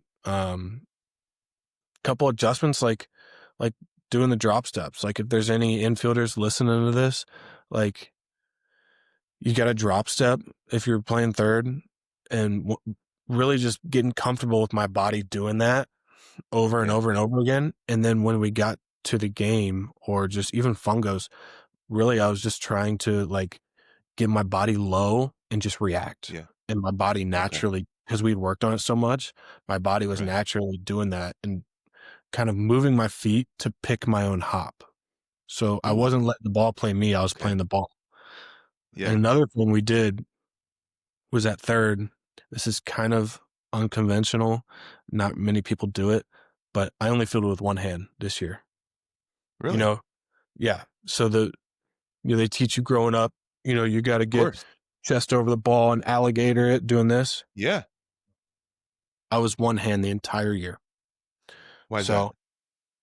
I just felt like I was better with it. I felt like it let me pick my own hop, and I was better with it. Let you pick your own hop? Is that what you just said? Yeah. So I'll reach forward and get the short hop, or I'll go back and get the long hop. And I felt like, for me, if I tried to get in front of it and do this, where, you know, you funnel, I would get there and my feet would get stuck, and then I would get a bad hop. Like, people will complain about getting bad hops all the time, but that's your fault. You're getting the bad hop. It's not the field's fault. Like, if you move your feet to pick the hop that you want, you won't get a bad hop. Ooh, and that's, man, this is some high level defensive talk, my man. I love it. You played on Johnny Reagan. There's plenty of bad hops to go around at Johnny Reagan Field. So I don't want to hear anything about bad hops. Right? Well, I was more in the outfield, not worrying about those, but I do believe you, buddy. Yeah. Moving on here, some more Coach Skirka stuff. My buddy PJ Finnegan, the head coach at Lindenwood, was just a guest. He raves about Coach Skirka, says he's an elite offensive mind. Do you have anything about kind of his whole offensive style, his attack, anything like that you feel like is worth talking about? Yeah, so you'll hear him say it a lot. It's called our process. And Okay. that's something that we can fall back on. It's basically the formula to winning baseball games. And there's part of our offensive process is what makes us so successful. Go look at the last 4 years. I'm pretty sure we are in the conference. We are either first or second in pretty much all offensive categories, and there's a reason for that. It's because of him.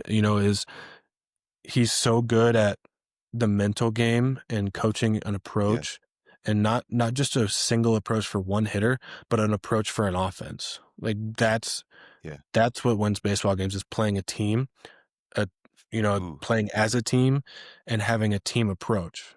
So, maybe you don't get a hit, but if you go up there and you compete and you see 8 or 9 pitches, the next guy's going to get something over the middle of the plate and he's going to whack it for a homer,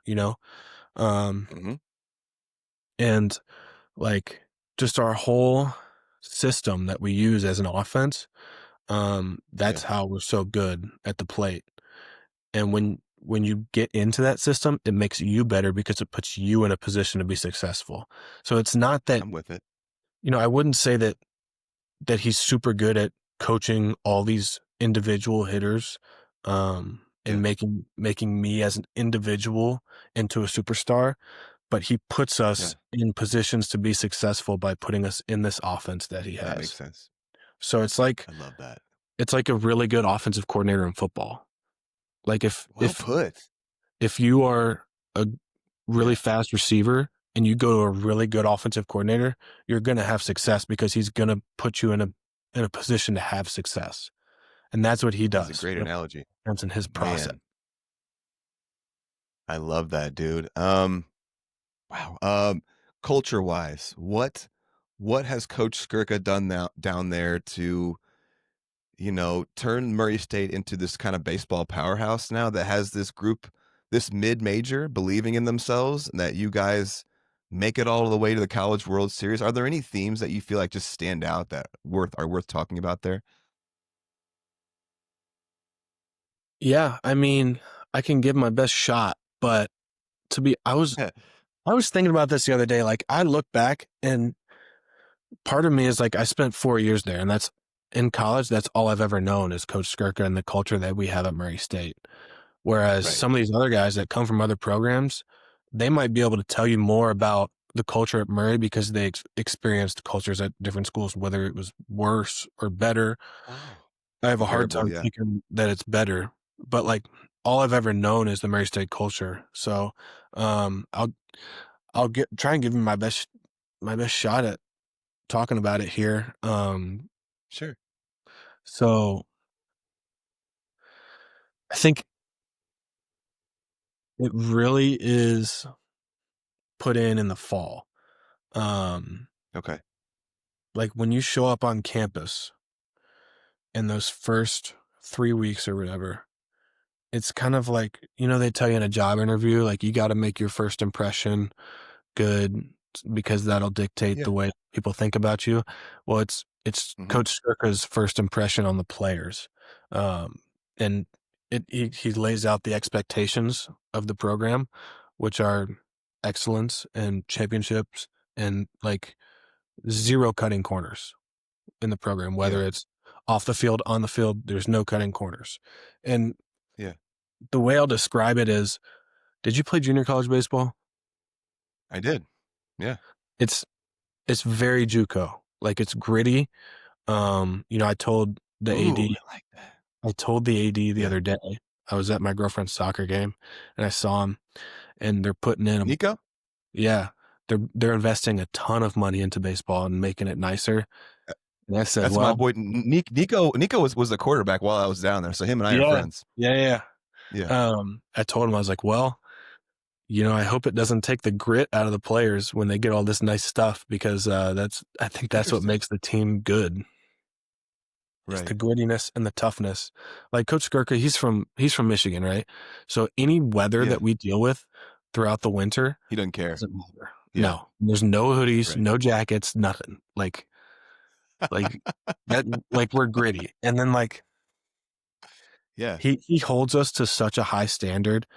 If there's a practice where the energy is low, or maybe one guy out of the 40 is, not hustling or not at his best, the rest of the 40, get punished for it. And we're running. Like, sure. I know That makes the sense. national media got to see, his personality, but like he's got two personalities. Like when we need an ass chewing, he's going to give us an ass chewing, and he's going to make us run. Like that's what good coaches do. Yeah. Because they want to see Sure. us succeed and be the best version of ourselves. So whatever Absolutely. he's got to do to get us there, he'll do. And I'll tell you this story. So you really see that in our practices. So we go for the regional to Ole Miss, and like when you show up, you get 1 hour to practice on the field. Right. And so like you got to get a lot of stuff in that 1 hour. Well, we did. And, we're flying around and running smooth transition smoothly through one drill to the next drill. Everybody knows exactly what they're doing. Everybody's on the same page, and we're flying around. It was a great practice, high energy. And like, I remember the grounds crew guy came up to us, and he came up to me specifically, and he was like, "Hey man, I coach at the high school down the road. And man, I gotta talk to Coach Skirka, because that's the best practice I've ever seen in my life." And we did it. Cool. We did it in Omaha in front of all those cameras. Like we're flying around, everybody's high energy. Like that's the culture, where everybody is a team. Everybody's one. Like there's not an individual. No, like that's it right there. Man, great answer. Not what I expected. Thorough. I appreciate that. Let's move on. We've got a bunch more clips and whatnot, but I want to go to your swing right now. So fun little thing for me here. I'm going to play a slow motion clip of your swing. And then I went ahead and took some notes, and then if you can humor me, let me tell you what I see. And then let's just talk about what you're thinking, what you're seeing, and see if they compare at all. Cool? All right. Yeah. You ready, buddy? All right. I'm ready. Oh man, this thing is just, I love it, man. I'm just going to watch it this first time through. So if you guys don't know, we have video now. This is video. Oh man. Okay. We're running it back here. We had a little skip or a little snafu that happened when I tried to pull up his hitting here. So we're going to pull back up his swing here, and we're going to go through it. Usually the second time going through something is better. So here we go. We're going to go through your swing, and I'm going to tell you what I see, and then we can kind of talk a little bit, riff a little bit. So here we go. Oh yeah. Okay. And we'll run it back. And I took some notes about this last night, and I consider myself to be somewhat of like an amateur hitting coach. Love mechanics deeply. So what I see, tall posture, with your upper half, but getting into your legs here. It looks like you're into your glutes. Hands about chest high, real loose, tall vertical barrel. You got a little pump, a little tip when you're kind of timing up your pitcher here, which I love. And then you get into this nice scap load here that all, power hitters get to. Your coil into your back hip is absolutely awesome. Super deep. You can see your uniform creases all through your hip, through that backside jersey. Tells me you're doing it right. A very small move forward with your stride, very subtle. Hands work backing up, which is beautiful. Hallmark sign of a high level hitter. Back elbow gets high and then works into your back hip. The barrel blurs behind you, into the zone real deep. Stay there forever. Slightly working up with the barrel. Front elbow slightly working up. Not an armbar guy. Your head stays totally stationary once that front heel is down. You get to the same truth position as all the great hitters. Good extension, high finish, one hand, I thought you had the most pro-looking swing on the whole team there, on that Murray State roster. Thought it looked the most pro level. We just went through this a little bit, so you've already told me that you're not really weighed down with all these thoughts on the swing, too much mechanics. Is anything that I said jump out that you want to talk about here? No, I don't. I don't know what you're talking about. I don't think about that stuff. Yeah, But I will tell you what I am thinking about is really the only mechanics that I'll think about is that back hip. yeah, I want to if I get to my load position on time, I know I'll be ready to hit.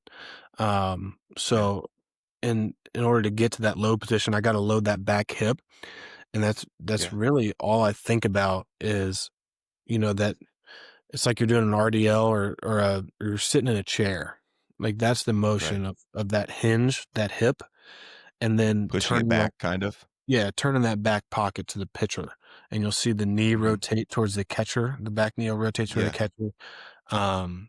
And that's the load right there, and that's the only mechanics I'll think about. And then I just hold that until I'm ready to swing. And then I just think about getting my hands back, and ideally Okay. I want the knob to the catcher, Yeah. the barrel up above my head, kind of that barrel angle like that you'll see me get to with that pump. Uh-huh. However you get there, there's a million different ways to get to a good loaded position, but as long as you get Sure. there on time and consistently, that's what makes a good hitter. So that's the Yeah. goal.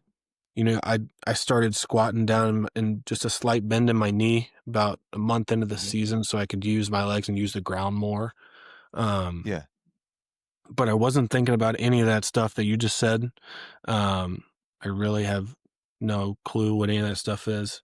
And and then as far as the swing part of it, all Yeah. I'm thinking about is getting to a good loaded position and then just hitting the ball. Like Yeah. um I don't think about, you know, what my bat does or my getting through like my finish, Yeah. like none of that. It'll take care of itself. If I'm loaded and I I'm love on that. time, um that stuff will take care of itself. So Loaded and on time. I love that.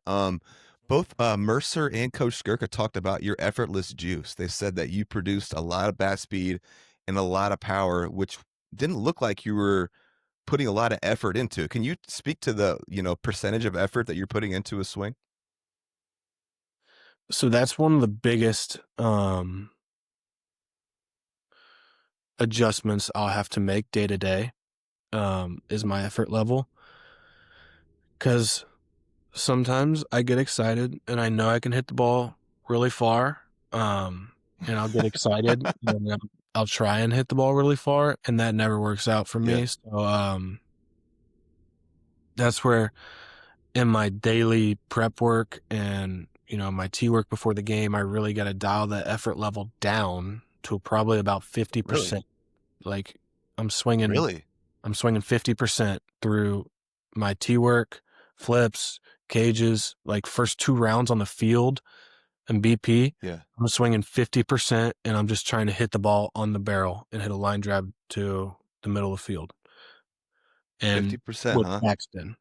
And then I love as I that. start getting a feel for the barrel and I start, whack, backspin, and I'm Right. still 50%, just nice and easy, backspin. Then I'll start, well, Yeah. all right, I'll go to 60 now. And my third round, I'll start at 60. All right, 2 swings. All right, I'm still on the barrel. That feels good. Then I'll go to 70 or 80. All right, still on the barrel. And that's probably where they're talking about the effortless juices. Because once I get up to 70%, I can start Yeah. backspinning balls out of the stadium. So, Ooh. and like that's the key to my swing is if I can stay effortless. If I can stay loose and effortless, um, man, it's dangerous. So, um, but once I That's start beautiful, man. muscling up and Yeah. actually trying to hit home runs, because the key to hit a home run is just to not try and hit a home run. Um, That sounds so like a once you start trying to hit home runs, Chinese. Yeah, that's when you're in trouble. So, for sure. yeah, the effortless part, that's where that comes from. And it's still, you just get into that loaded position and you're just releasing, just going. You're releasing the barrel and just and that's where you get that, where it makes that noise when it's coming through the zone, though. That whoosh. Yeah. That's I the love effort. that, dude. Some absolute knowledge here. Let's go to a couple Skirka clips on your offense, on your swing here. This is going to be on your swing to start with. Yeah. Yeah, it's smooth. He's put in a lot of work on it. Yeah, you can tell. You can definitely tell he is very comfortable with his mechanics, with his process, and with his swing. He'll feel it if a little something's off. But that's the great thing about those guys, him and Hoagie and Dusty. It was right back to the cages. So it was a text. Hey, can we hit tomorrow morning? And when I'd show up, they already had a game plan. They already knew what they wanted to work on. It was very, very fun to work. Okay, let me get a couple more offensively Skirka here, and then we'll riff off those. Offensively, what stands out there? What out? Well, the thing that stands out is the bat speed and the power. I mean, it's real bat speed. It's effortless juice. Got power to all fields, and everybody recognized that in the league, and I think that's why he top 10 in walks. Nobody wanted to. There's teams that were afraid to throw strikes because at any point he could hit it out of the park and put up a crooked number on the scoreboard. So sometimes it was better to throw four sliders in the other batter's box than throw something over the plate. And I think that was his development as a hitter. He had that strength, he had the bat speed, he had the athleticism. He needed to work on the ball skills, and he needed to work on approach, and that's exactly what he did. He went to work on that, and a lot of days, and sometimes in the cages by himself, and hitting slider machines, and a lot of offset BP. But the approach and the maturity of not trying to do too much, trusting his teammates. Sometimes it was better for him to take a walk than chase stuff and try to do too much. So when he did that, he was great. And when he tried to do a little more and got himself in trouble sometimes. Well, it's so cool hearing everything you said be echoed and in line with everything that his said. One more clip here, and then we'll riff. Okay. Yeah, no, Sure. Throughout the postseason and the media stuff, I got a lot of questions about our lineup. With Hogart, leading the team in home runs, batting lead off, and then I got a four hole that didn't have any home runs, and just everybody was like, obviously it's working for you, but can you talk about it? I said, well, it was kind of a work in progress, and I like having a leadoff guy with some juice like Hoagie, and Dusty hit 2-hole for basically 4 years, and Carson bounced around a little bit. Well, he just his approach and having hit with guys on base and just knowing that he could extend an inning if those guys didn't get on base or if they've already scored, and it just kind of made sense. And then with Decker, Mastoni, and Bierling being really good RBI guys and talking behind them, I like Carson getting on base. He's a really good base runner also. So when he took those walks, he wasn't afraid to go first to third. He'd steal second, he'd steal third. I think he actually led our team in total bases.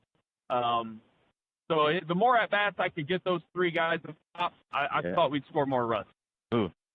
Okay, there's 3 clips from Coach Skirka there. You got anything you wanna say after any of those, or any comments or anything like that? I think you hit the nail on the head with all that, stuff when we were talking about my swing, that's stuff that I said, and we're on the same page because that's the stuff that we worked on. That's what we found success with. So, it's no surprise to me that, we're saying the same things.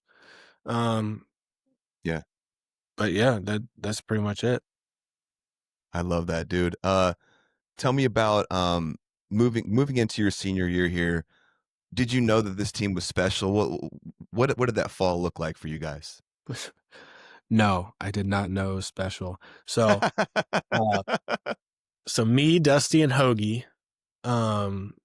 we were all there for my junior year along with Drew, Cade Vernon, both were draft picks. I mean, that lineup was stacked my junior year in 2024. Right. So we thought if we were, me and Dusty were like, that was the year. If we want to win the conference before we leave Murray State, like this is the year we got to do it. And I mean, we actually had a really good year. We finished second behind Indiana State, who was an absolute wagon that year. But And then we got it didn't go our way in the tournament. We got 2-0. So that's like it was tough, after that was supposed to be the year, that was the year that we had this Right. older group, guys that had been at Murray. We had veterans, we had young guys that were contributing where they needed to. Like, we had the draft picks there. We led the conference in home runs. Like, we set all these offensive records at Murray State, and then just to go 2-0 like that and just it be over. So coming Right. and then there's always the question of like, well, do you want to transfer after the season? And like, the only reason I would transfer is to play in the postseason. I wanted to play on a contender that would, make a run at Omaha. And nobody believed that would have happened at Murray State. Like, Right. Yeah.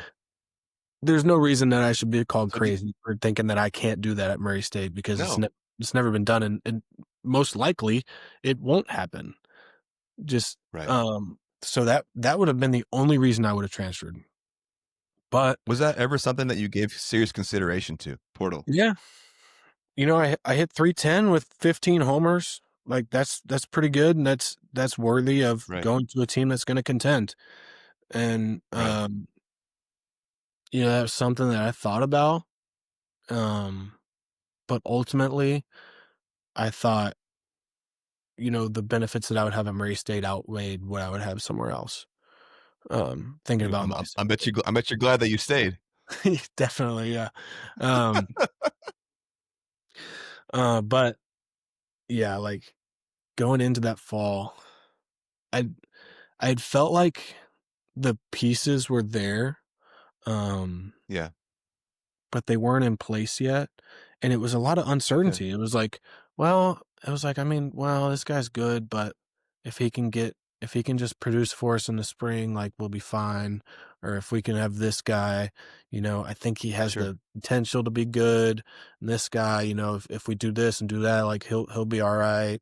Or Yeah. it was like, hey, this guy's shown flashes, but is he consistent? Like, nobody really knows. Like, there's a lot up in the air. It was me, Dusty, Hoagie, and Dan. That, like, we were the 4 returning hitters, and that was Yeah. pretty much the only thing that we knew about that team. And Yeah. a big question mark was, well, who's gonna pitch on the weekends? Like, who's gonna be 1, 2, and 3?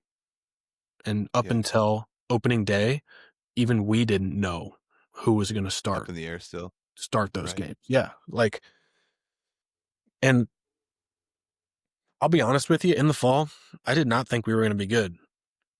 We went to first. So we had 2 fall games. We played SEMO at home and lost 9-6.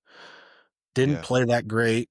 SEMO's got a good program, but, like, I Sure. don't know. We should be better than them. Sure. So it kind of hurt to lose to them, but it was like, all right, we're, towards the end of the game, we're playing young guys, like, whatever. Like, it wasn't our real lineup.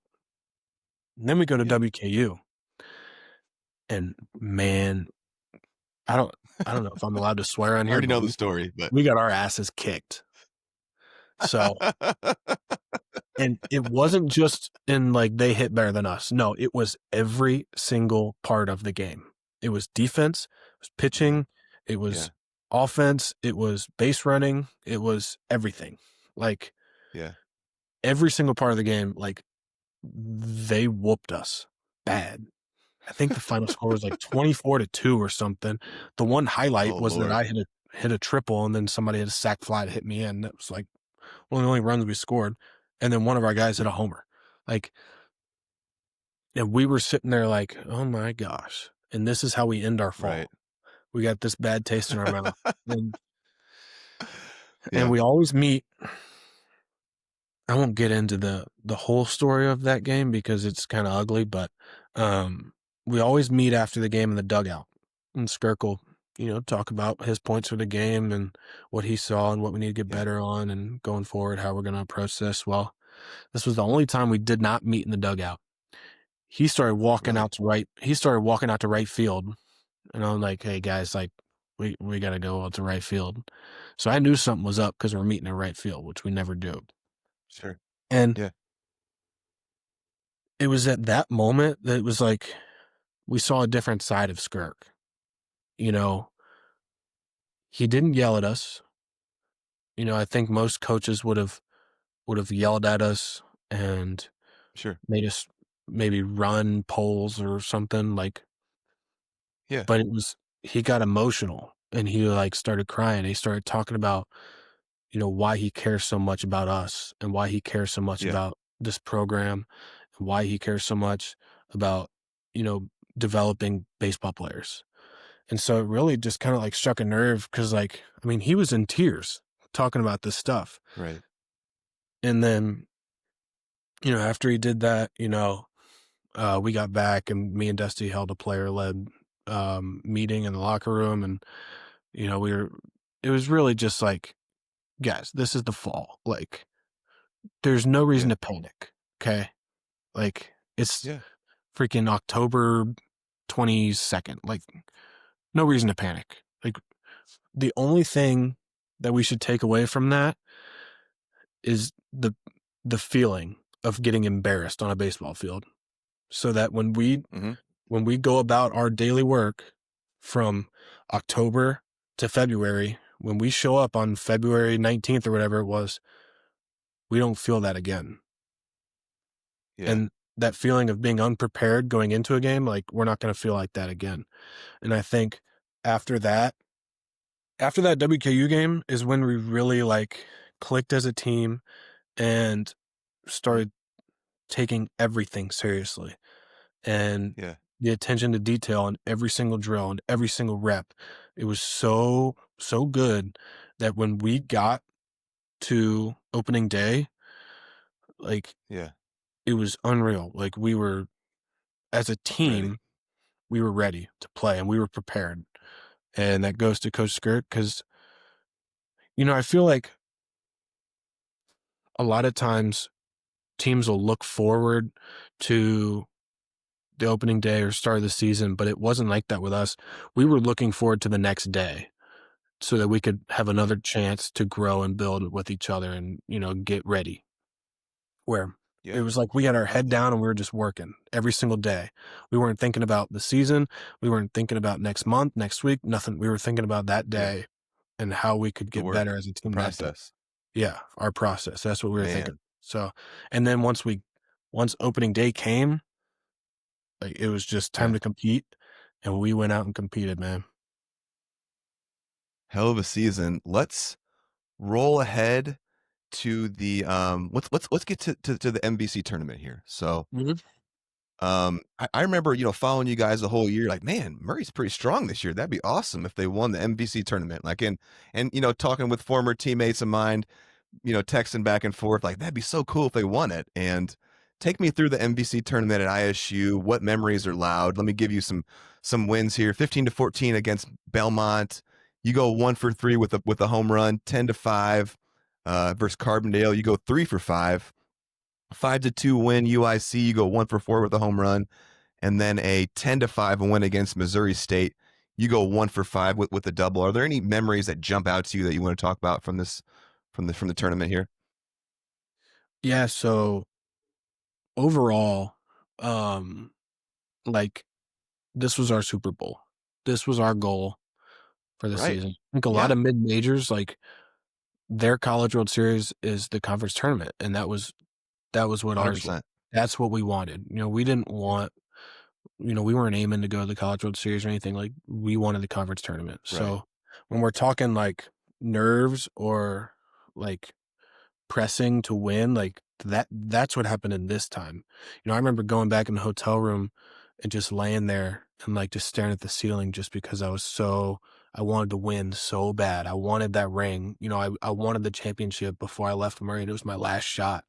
And I remember going back and Right. it was just like that feeling of like you can't sleep because like you want something so bad. And that's what it felt like during this week. Um, Yeah. and so like, and I'll pick out a couple plays. Like, there's some plays that happen in the tournament where we don't even go on this run if these plays don't happen.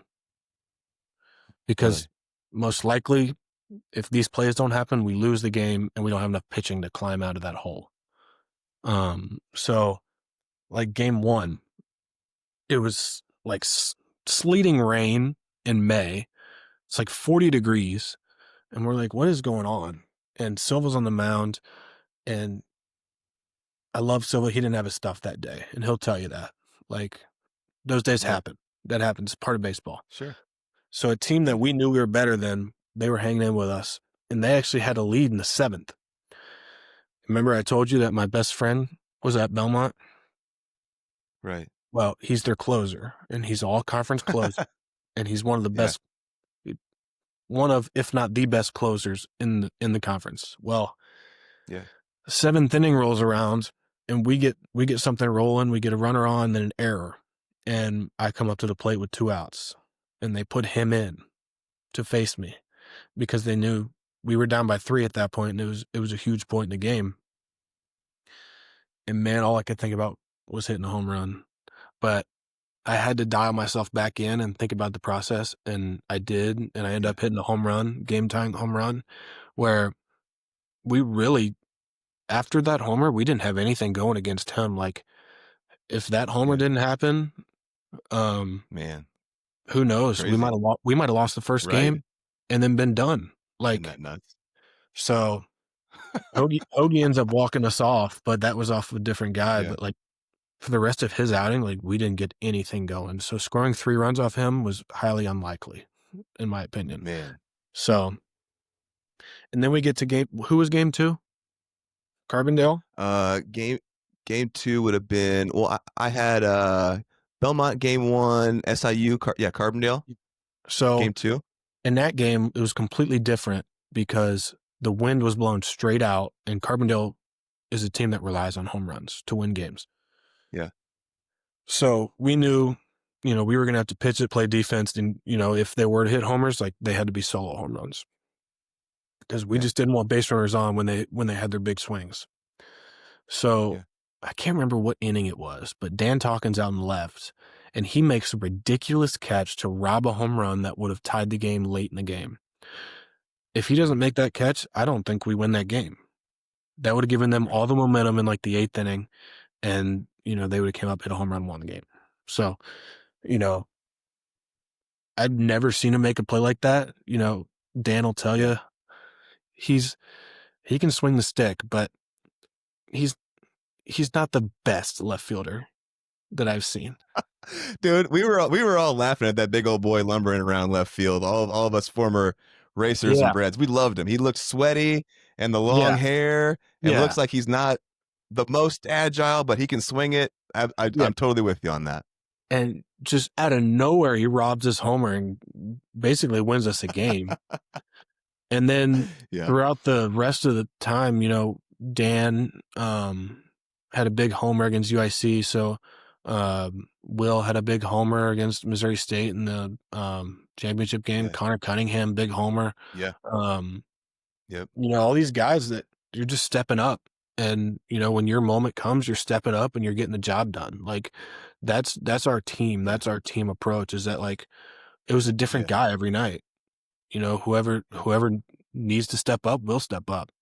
And, that's how we won that conference tournament. And then I'll tell you, once we won that, dude, all the anxiety, all the stress, it was all gone.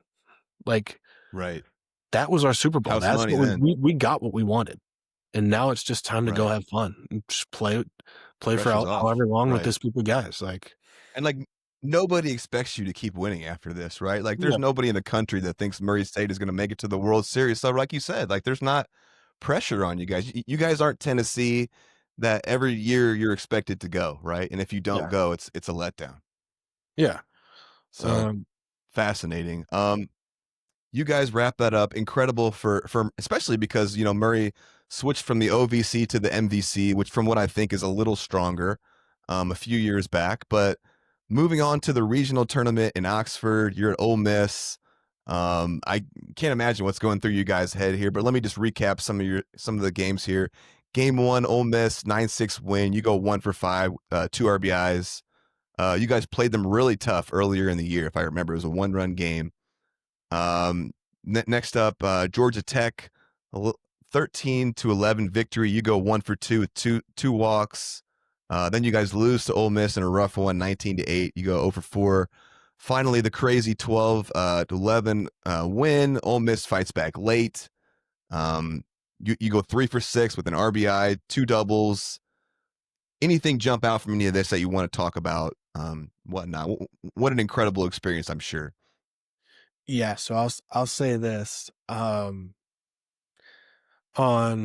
selection show day, when they announced Ole Miss, I think we'd played them before. We beat them the year before, on a Drew Vogel 15th inning grand slam, and then we should have beat them this year in the regular season. We had them to their last strike, and we were up by 2 runs. Like, we probably should have had like a 99% chance to win that game.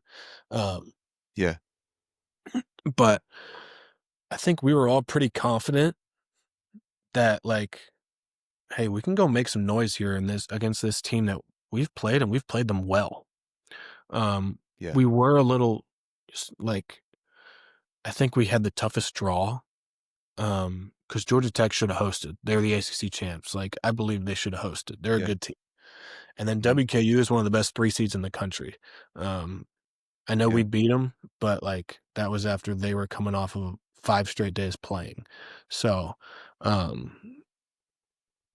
think that was a really tough regional that they put us in, but we didn't care. We didn't care about our draw. There was no complaining, nothing. Like, we were just happy to be there, and we were confident.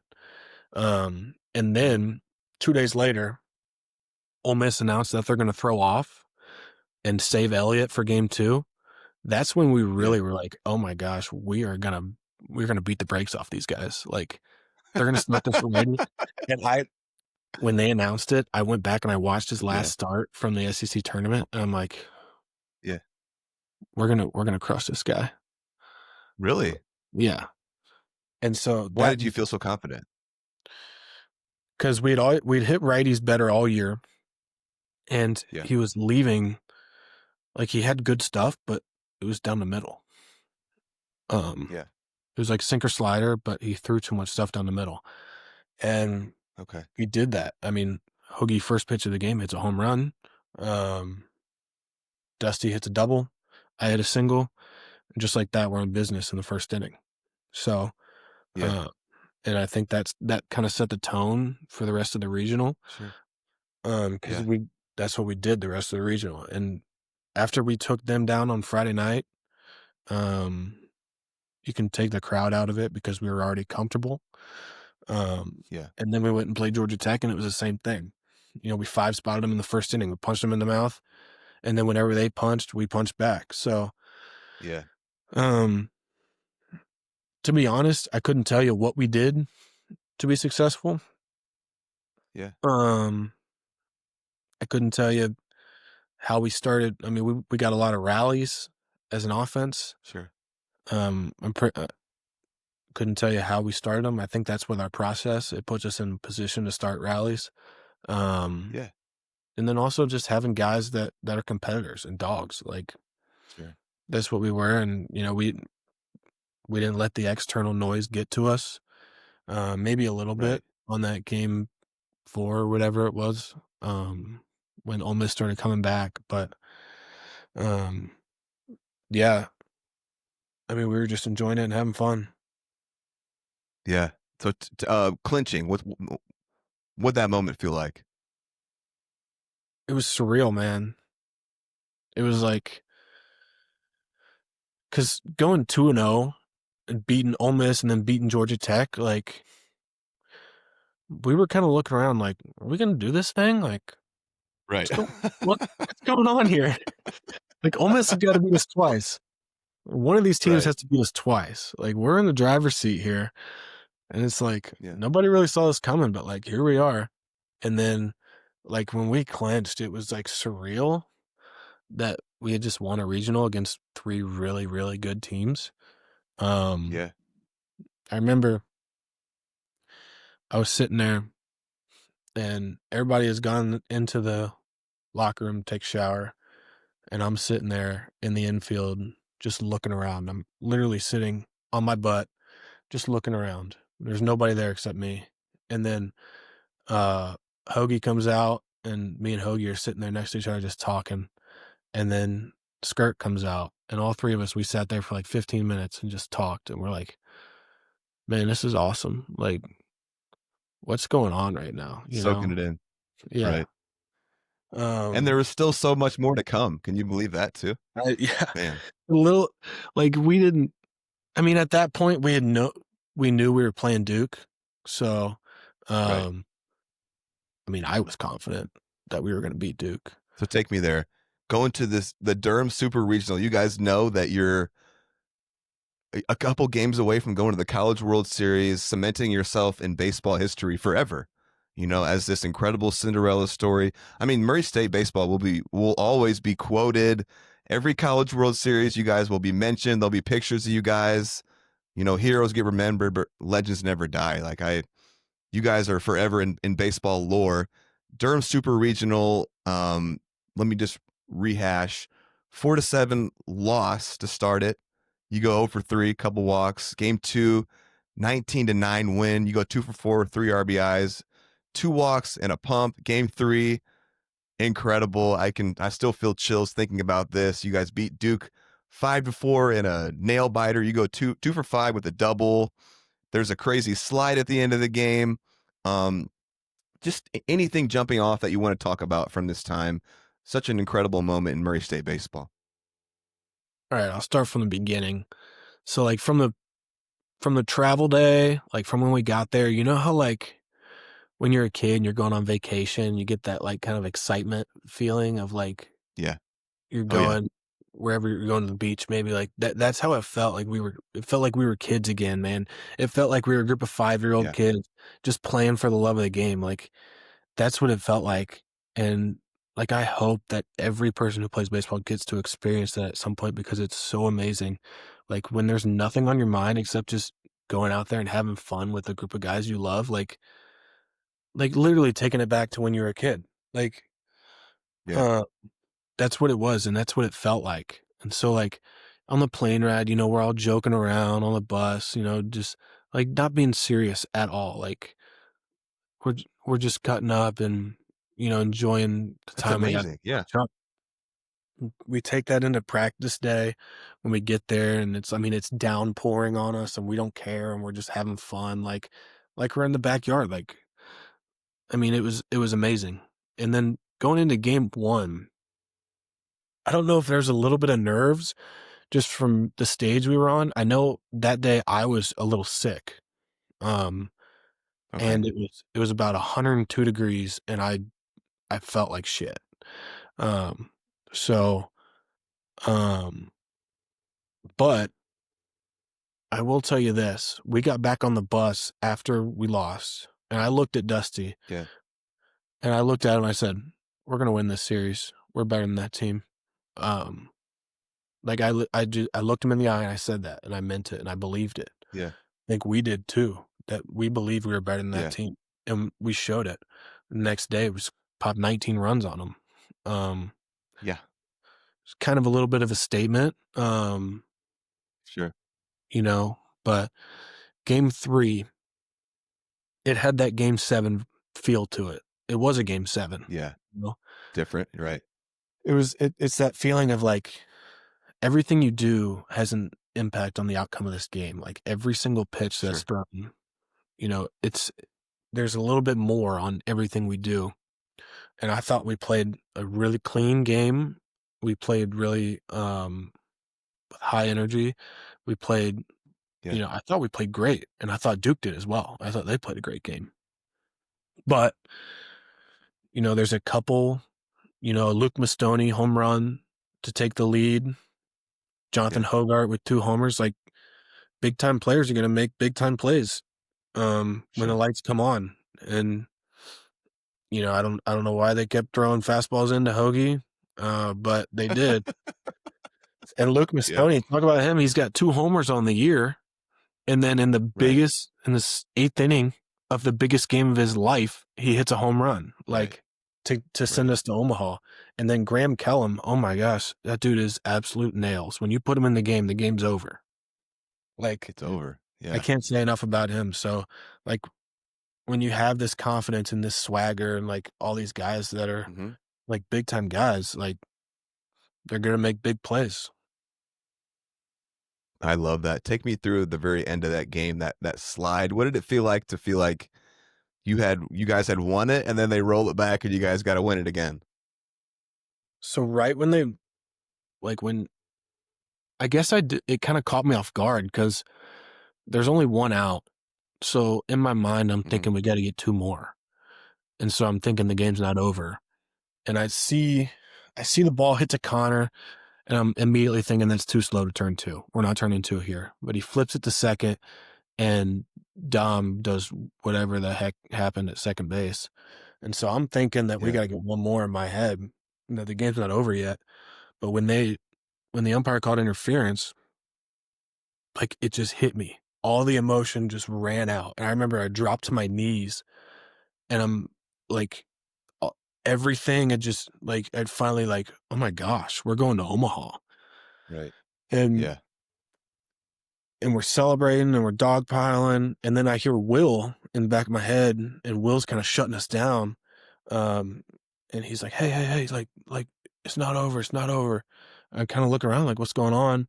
And they're reviewing it. And I'm like, all right. So we're all waiting there. And I kind of had a feeling in the back of my head that it was going to be overturned. So when he came out and overturned it, I called time, and I brought all the infielders in, and Graham's on the mound, and Graham's he can be an emotional guy sometimes.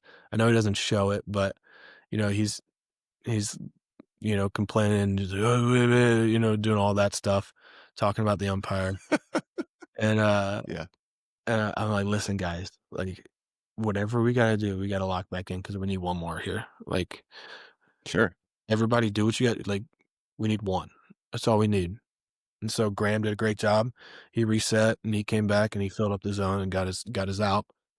And then we got to celebrate again. So, and the second time was a little bit sweeter because there was no doubt in that one. So, but I mean, take me through this. I mean, is it feel surreal in this moment that you guys are going? Like, yeah. Anything you got? What you got?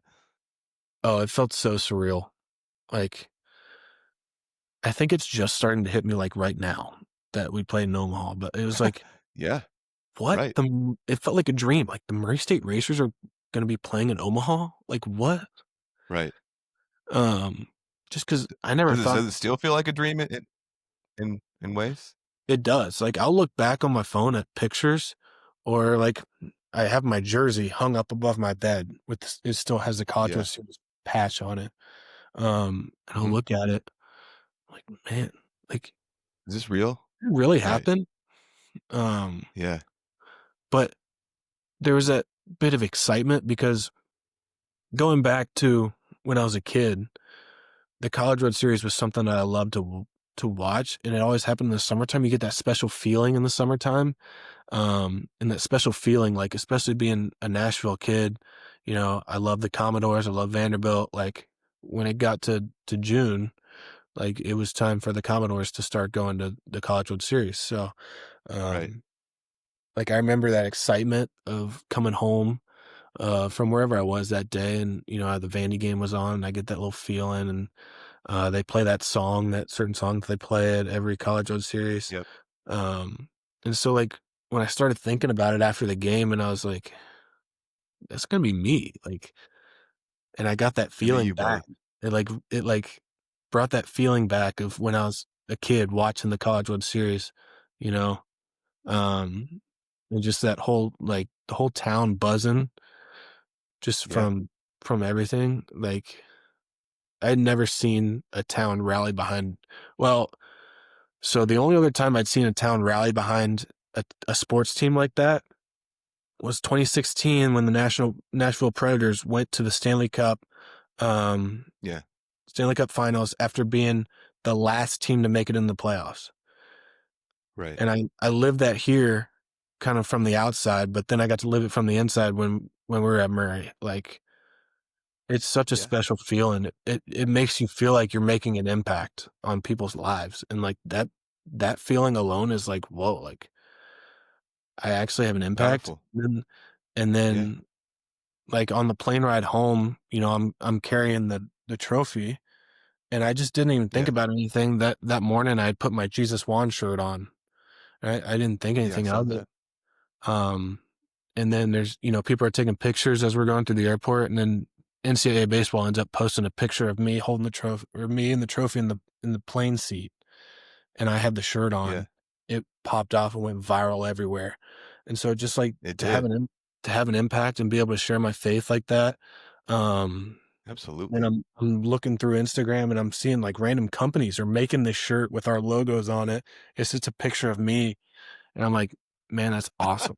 That's awesome. That's like everything I've prayed about, man. It's all coming true. And, it's awesome. I Yeah. finally have this platform to, share my faith on. Um, and It's that's incredible. exactly what happened Yeah. when we got to Omaha. There's cameras everywhere.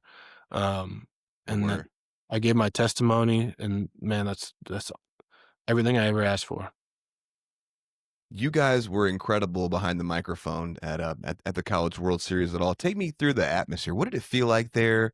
Was there, could you feel the buzz? Could you feel the excitement? I mean, anything. Do you have anything there? Yeah, it was the first time that we'd felt like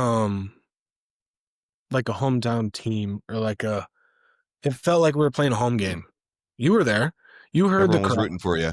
Yeah, everybody Right. was Oh yeah. like, when we I made a was there. play, the place went nuts. Like that was the first time we felt Yeah. like, um, I mean, the parents and the Yeah. girlfriends would get rowdy at Johnny Reagan throughout the year, but Right. it was nothing like Kinda. that. The Uh, parents and the girlfriends would get rowdy. but That's so true, man. What do you think was the biggest crowd you got at Johnny Reagan this year? 200. They said Right. our stadium seats 800 people. It doesn't even get close to 800 people in that place. Not even close. They don't know So the half. let's move on. Yeah, I mean, it's let's move on to the UCLA game here. So, a hard fought 4-6 loss. You went 1 for 5 with an RBI. What did it feel like being in that game? Were you ever nervous? You guys looked like you belonged. Like, I didn't see guys that looked like they were playing stiff.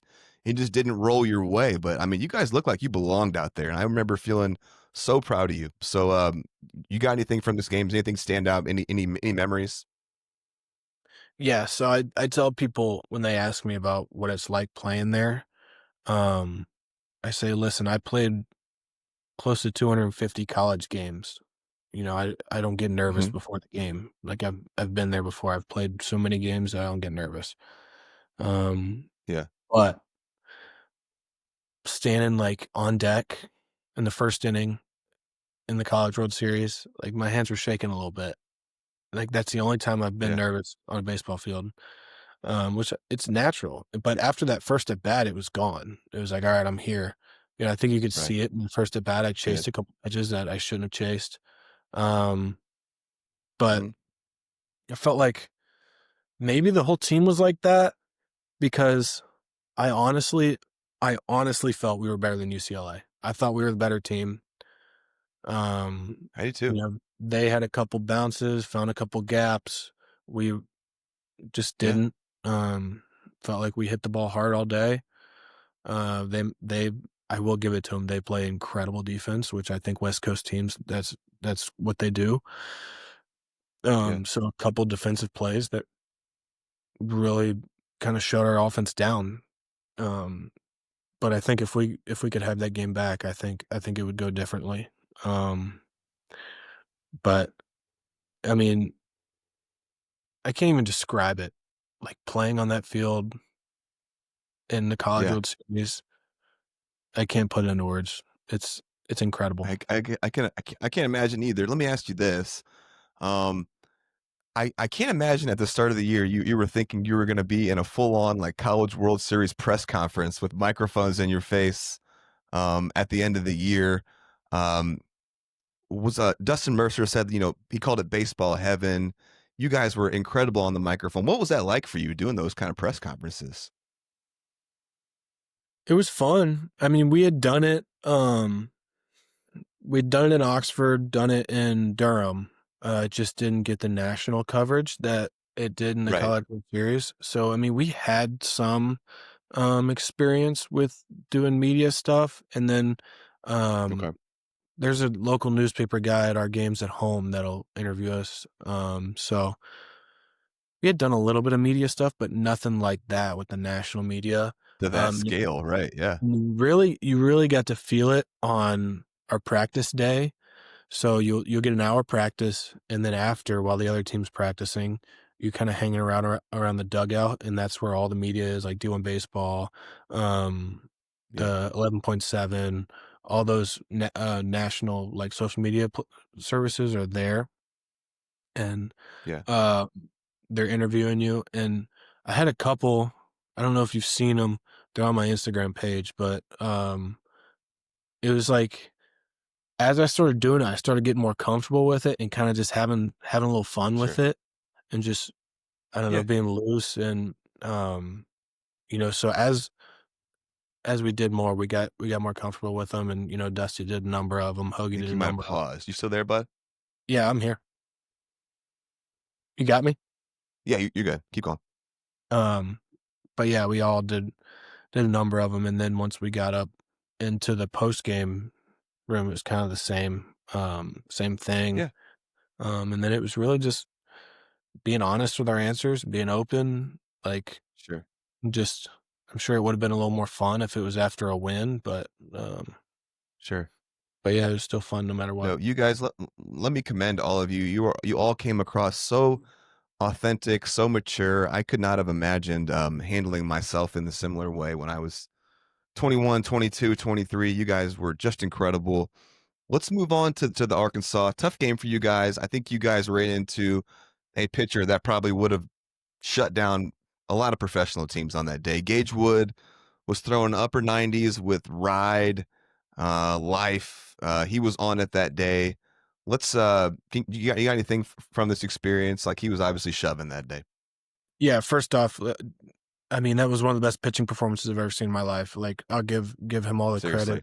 credit. He deserves it. Absolutely. I truly did. Like, when we were doing our scouting report at the hotel before the game, I thought we were going to jump all over him just because he was a predominantly fastball thrower, which we see it against. We don't care, how hard you throw. Like, we're going to hit the fastball.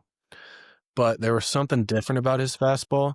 And I saw after the game where he's got the highest whiff percentage in NCAA baseball that year. Really? And I can believe it. Because for those of you that are listening that don't really know much about the movement of the baseball, so his fastball was coming in at 98 miles an hour. And when it has ride, that means he's spinning it really fast. And it has the appearance so hard that it looks like it goes up. It looks like it goes up. So it looks like he's throwing rise balls. And when you're hitting and you're trying to get on top of that, it's really tough, especially when he throws it like right at your belly button, right at your waist, which is what he was doing. Yeah. And then he had that really big breaking ball with it. It made it pretty tough. And I think his breaking ball was like, he's throwing like 86, 87. Like, that's ridiculous. Curveball going 86, 87. Like, that's a fastball we see in the MVC. Right. But and then another thing he was doing is he was getting ahead. He was getting ahead of every single hitter. So it put us, in 0-2, 1-2, we were behind, and then we had to play his game. Where all postseason we had been dictating the at-bats by getting ahead, and that put us in the driver's seat, and that's how we found success. Where that day we were not ahead at all. And I did almost break it up though. Were you at the Arkansas game?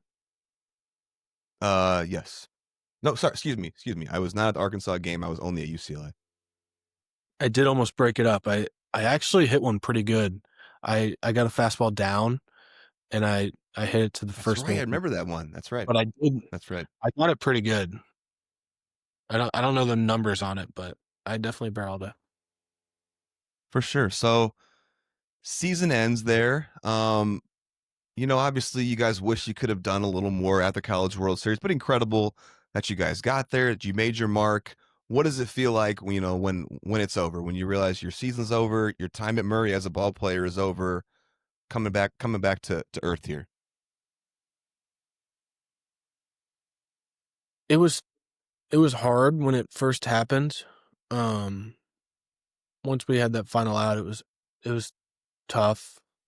Sure. Especially when I saw Coach Skirka, and it was kind of just running through my head that like it's over, and I was Yeah. thinking back to, man, how'd this 4 years go by so fast? Like, and then the emotions really hit me when I saw my parents. Because I mean, it was just emotions all over the place, tears, Yeah. happiness that it happened. And yeah, after I got off of the field, well, I was the last one on the field. Everybody had already gone to the locker room, and all the fans had left, and it was just me left there. And I'm kind of just taking it all in and looking around. In that moment, it was like it wasn't like sad anymore that it's over. It was almost like happy that it happened. Like, Yeah. for the journey that I've been on, Absolutely. thinking about where I am, like I'm sitting at the College World Series. So, um, that's how I felt afterward. But Yeah. I did have to go do the press conference, it was cool, but it was also, Weird. it's tough after you Yeah. you lose in the season there, and then you got to go talk to the media. But Yeah. then we all went You back. got like a feel of like what professional athletes have to go through when they lose a big game and they have to go talk to the press afterwards. That can be tough, right? Yeah, definitely. But that night in Omaha, it was just filled with, just the guys hanging out one last night, and that was Yeah. fun. We had those Lime scooters in Omaha. They were all parked right outside our hotel, so we're riding Limes throughout the town of Yep. Omaha and just hanging out, man, That's and sick. enjoying it one last time. So, um, that was definitely a I fun love night, that. just to be with the guys, one last time. I love that. You know what? This is the perfect moment here to get into some more of our clips. So let's finish out our Skirka and then get into some of our Dusty Mercer stuff, and then we'll finish out with some kind of more fun baseball questions like your favorite glove, stuff like that. Cool? Yeah. Let's start with your Skirka recruiting story here. I'm gonna go ahead and run this. Here we go. Yeah, he and his dad, we kind of had a conversation about it. We remember the phone call.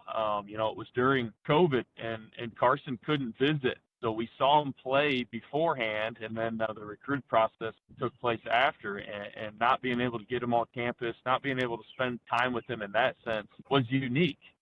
But we had a lot of phone calls, and the one I remember was he and his family were on speakerphone, and I was pacing up and down Johnny Reagan Field talking to him, and I just remember the conversation. He asked really good questions, really sharp guy, and I remember asking what position he was going to play. I said, man, I don't really know, to be honest with you, because you just don't. But I said, you can hit. I like that about you. We'll figure it out. I said, at some point you'll probably get in the dirt. I kind of envisioned third base, second base, maybe even first base. And he liked that answer. He said, man, anything to get on the field, anything to help the team win. And as a freshman, he was actually our Left fielder. He got time in left field, and he was actually our third string emergency catcher. Really?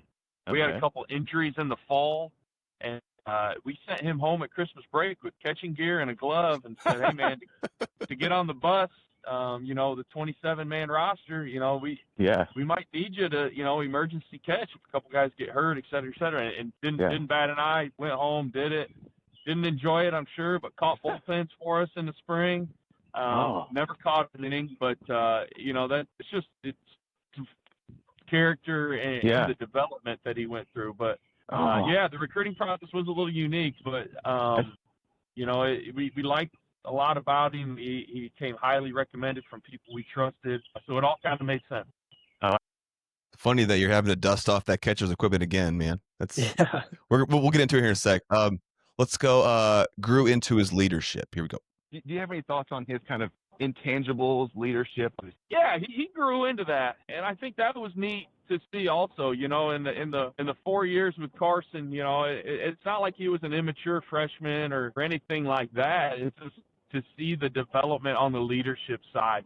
He was a good follower, and he had some good examples to follow. You think back to Bloomer and Slunder and some of those guys that he was able to be around, Brennan McCullough, just being around those guys every day as older guys and watching the work that they put in, I think kind of set the stage. And then when it was his turn, he grew into that. He and I, we read through a book or two together.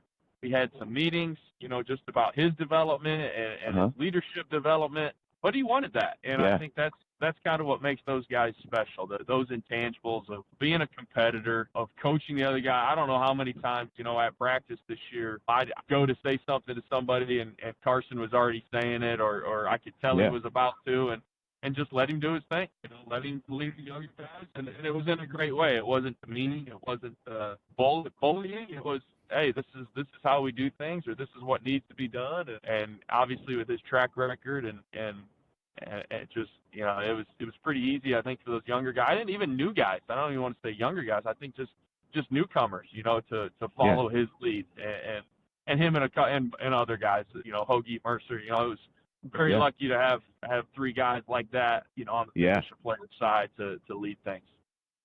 Okay, you got anything to add into any of that? No, man, I think he got it. It was just on the leadership side of it, I feel like one thing that I bring to the table that can't be measured is my intangibles. I've always had a knack for like leadership. And I think this year it really came out because like me and Dusty, we were the only two, we had been there for 4 years. We were the two guys, like, and we knew, the culture, and we knew the program. And it was really our time to, not only get ourselves ready for the season, and bring the most out of ourselves, but bring the most out of others too. And I think that's when you're a leader and you really learn how to, make other people perform at their best. That's when you can truly have something special like what we did this year. Beautifully put. This is a funny one. We're going to end it here. This is story time with Coach Scare Guy. I'm sure you remember it. One of Carson's favorites. He was second. Actually, he missed the bus one time, and we kind of played a joke on it. We were getting on the bus for a midweek game to go to Bellarmine. It was after school was already out, and the bus was loaded. And I was waiting to hear from their coach if the game was good. Knew there were storms over there, et cetera, et cetera. So, I'm waiting for the phone call, and I get on as I'm getting on the bus to leave for Louisville, their coach called and said, hey, it's too wet. We didn't tarp because our tarp's terrible and field's flooded. We can't play today. Whole bus was loaded. Everybody's on there. And as I'm telling the team that on the bus, we see Carson just on two wheels hightailing it across the Stewart Stadium parking lot. And then we kind of look, and his roommate's like, yeah, Carson's not here. And I was like, all right, everybody act like we're playing. Let's let Carson panic a little bit. So we did. We just kind of floated around the bus, and we see Carson get out of his car. He runs into the locker room, grabs his uniform, grabs his bag, and then on his way out, he kind of realized, like, why is everybody not on the bus? I'm the one that's late. And then somebody told him, like, well, the game's canceled. So he skipped out on that one, but pretty good story, after the fact that he's awesome. But no, I think the biggest thing that stands out to me with Carson, I mean, it's just that progression, man. I was going through some of my pictures on my phone, and just to see him as a freshman, and that's what you dream about as a coach and a player. I mean, sure. you know, he was part of FCA. He got baptized at Hardin Church. You know, teammates were there. I was there. I took my son there with him, and then to see him graduate, you know, win a championship. You know, just every step along the way is really, really neat. And hopefully, you know, he does get his name called today on the draft, and just that journey to see it and know that he put in the work and he earned all this is really neat to see. So I think it's pretty darn obvious how highly he speaks of you, how much he cares about you. There's a lot of love there, man. There was like, I've obviously talked to Coach Skirka now multiple times for some of these podcasts, and there's just something special about how he talks about you and the journey that you guys have been on. Do you have anything to add on to that clip or anything like that? Yeah, man, it goes both ways. You know, a lot of my success I can credit to him. And a lot of who I am today, like the man that I am, you know, it's because of him and because he showed me, you know, how to be a man and, you know, how to mature, and not only just on the baseball field. Like, he showed me how to be a good baseball player, but he also showed me how to be a good human. And that's, you know, playing for a coach like that, it's hard not to get fired up, and it's hard not to give him everything that you can. You know, I gave him my 110% every single day. You know, whatever he asked, I did that and more. So, when you got a guy like that, like, it's so easy to give him all that and to succeed. And when he needs a leader, it's you be the leader, because that's just who I am, and that's, you know, I'm a clubhouse guy, and that's just how I've always been. I love that. That caps our Coach Skirka stuff. We'll get to some Dusty Mercer in 1 second. I want to circle back to here to kind of like after what happened after the College World Series. And from what I think I know, like, you were being told that you were going to be drafted. You were in the prospect league, or the draft league. You know, we had this whole thing kind of set up between us of let's get some how you're feeling after you get drafted and all this. Can you take me through what was going on, what you were being told, what you thought was going to happen in this upcoming draft? Yeah, so the whole year I'd kind of been pushing the draft stuff off. My junior year, I was trying to do both. I was trying to play and, you know, talk to the teams and, you know, think about the draft and all that stuff. And my senior year, I was pushing all of it off until after the season. I wasn't even thinking about the draft until after the season. So, about the second day, like, we got home, from Omaha, I through a teammate, I found an agent, and I reached out to him, ended up liking him. I was like, listen, man, I just need your help. Like, I don't want to do this on my own again. Like, just help me out with this draft process. He's like, all right, I got you. So, I had already been in contact with the teams myself. And, you know, I had great relationships with the teams, and, you know, I felt like, you know, I know they liked me because I still have some of the text messages that they would send me, and they would talk very highly of me. But ultimately, it's not the scouts that make the decisions. And then after about 2 weeks of my agent, you know, calling every team, you know, I straight up asked him, I said, how confident are you that I'm going to get a contract? He said about 80% that your name will be called. So, I don't know what happened there. I don't know, but, Still don't. you know, it's in my life, it hasn't ever really gone to plan. So, took a little detour, and hopefully, you know, next spring I can, find my way on an affiliated club. But yeah, in the draft league, that was actually a lot of fun. I was pretty skeptical about it, because I was like, well, I really just want to focus on the draft, and maybe I can go home for 2 weeks and just rest and train and get ready to go play in the minors. But then I was like, you know, I already told this draft league, and I already told them I'd go. So, all right, I'll go.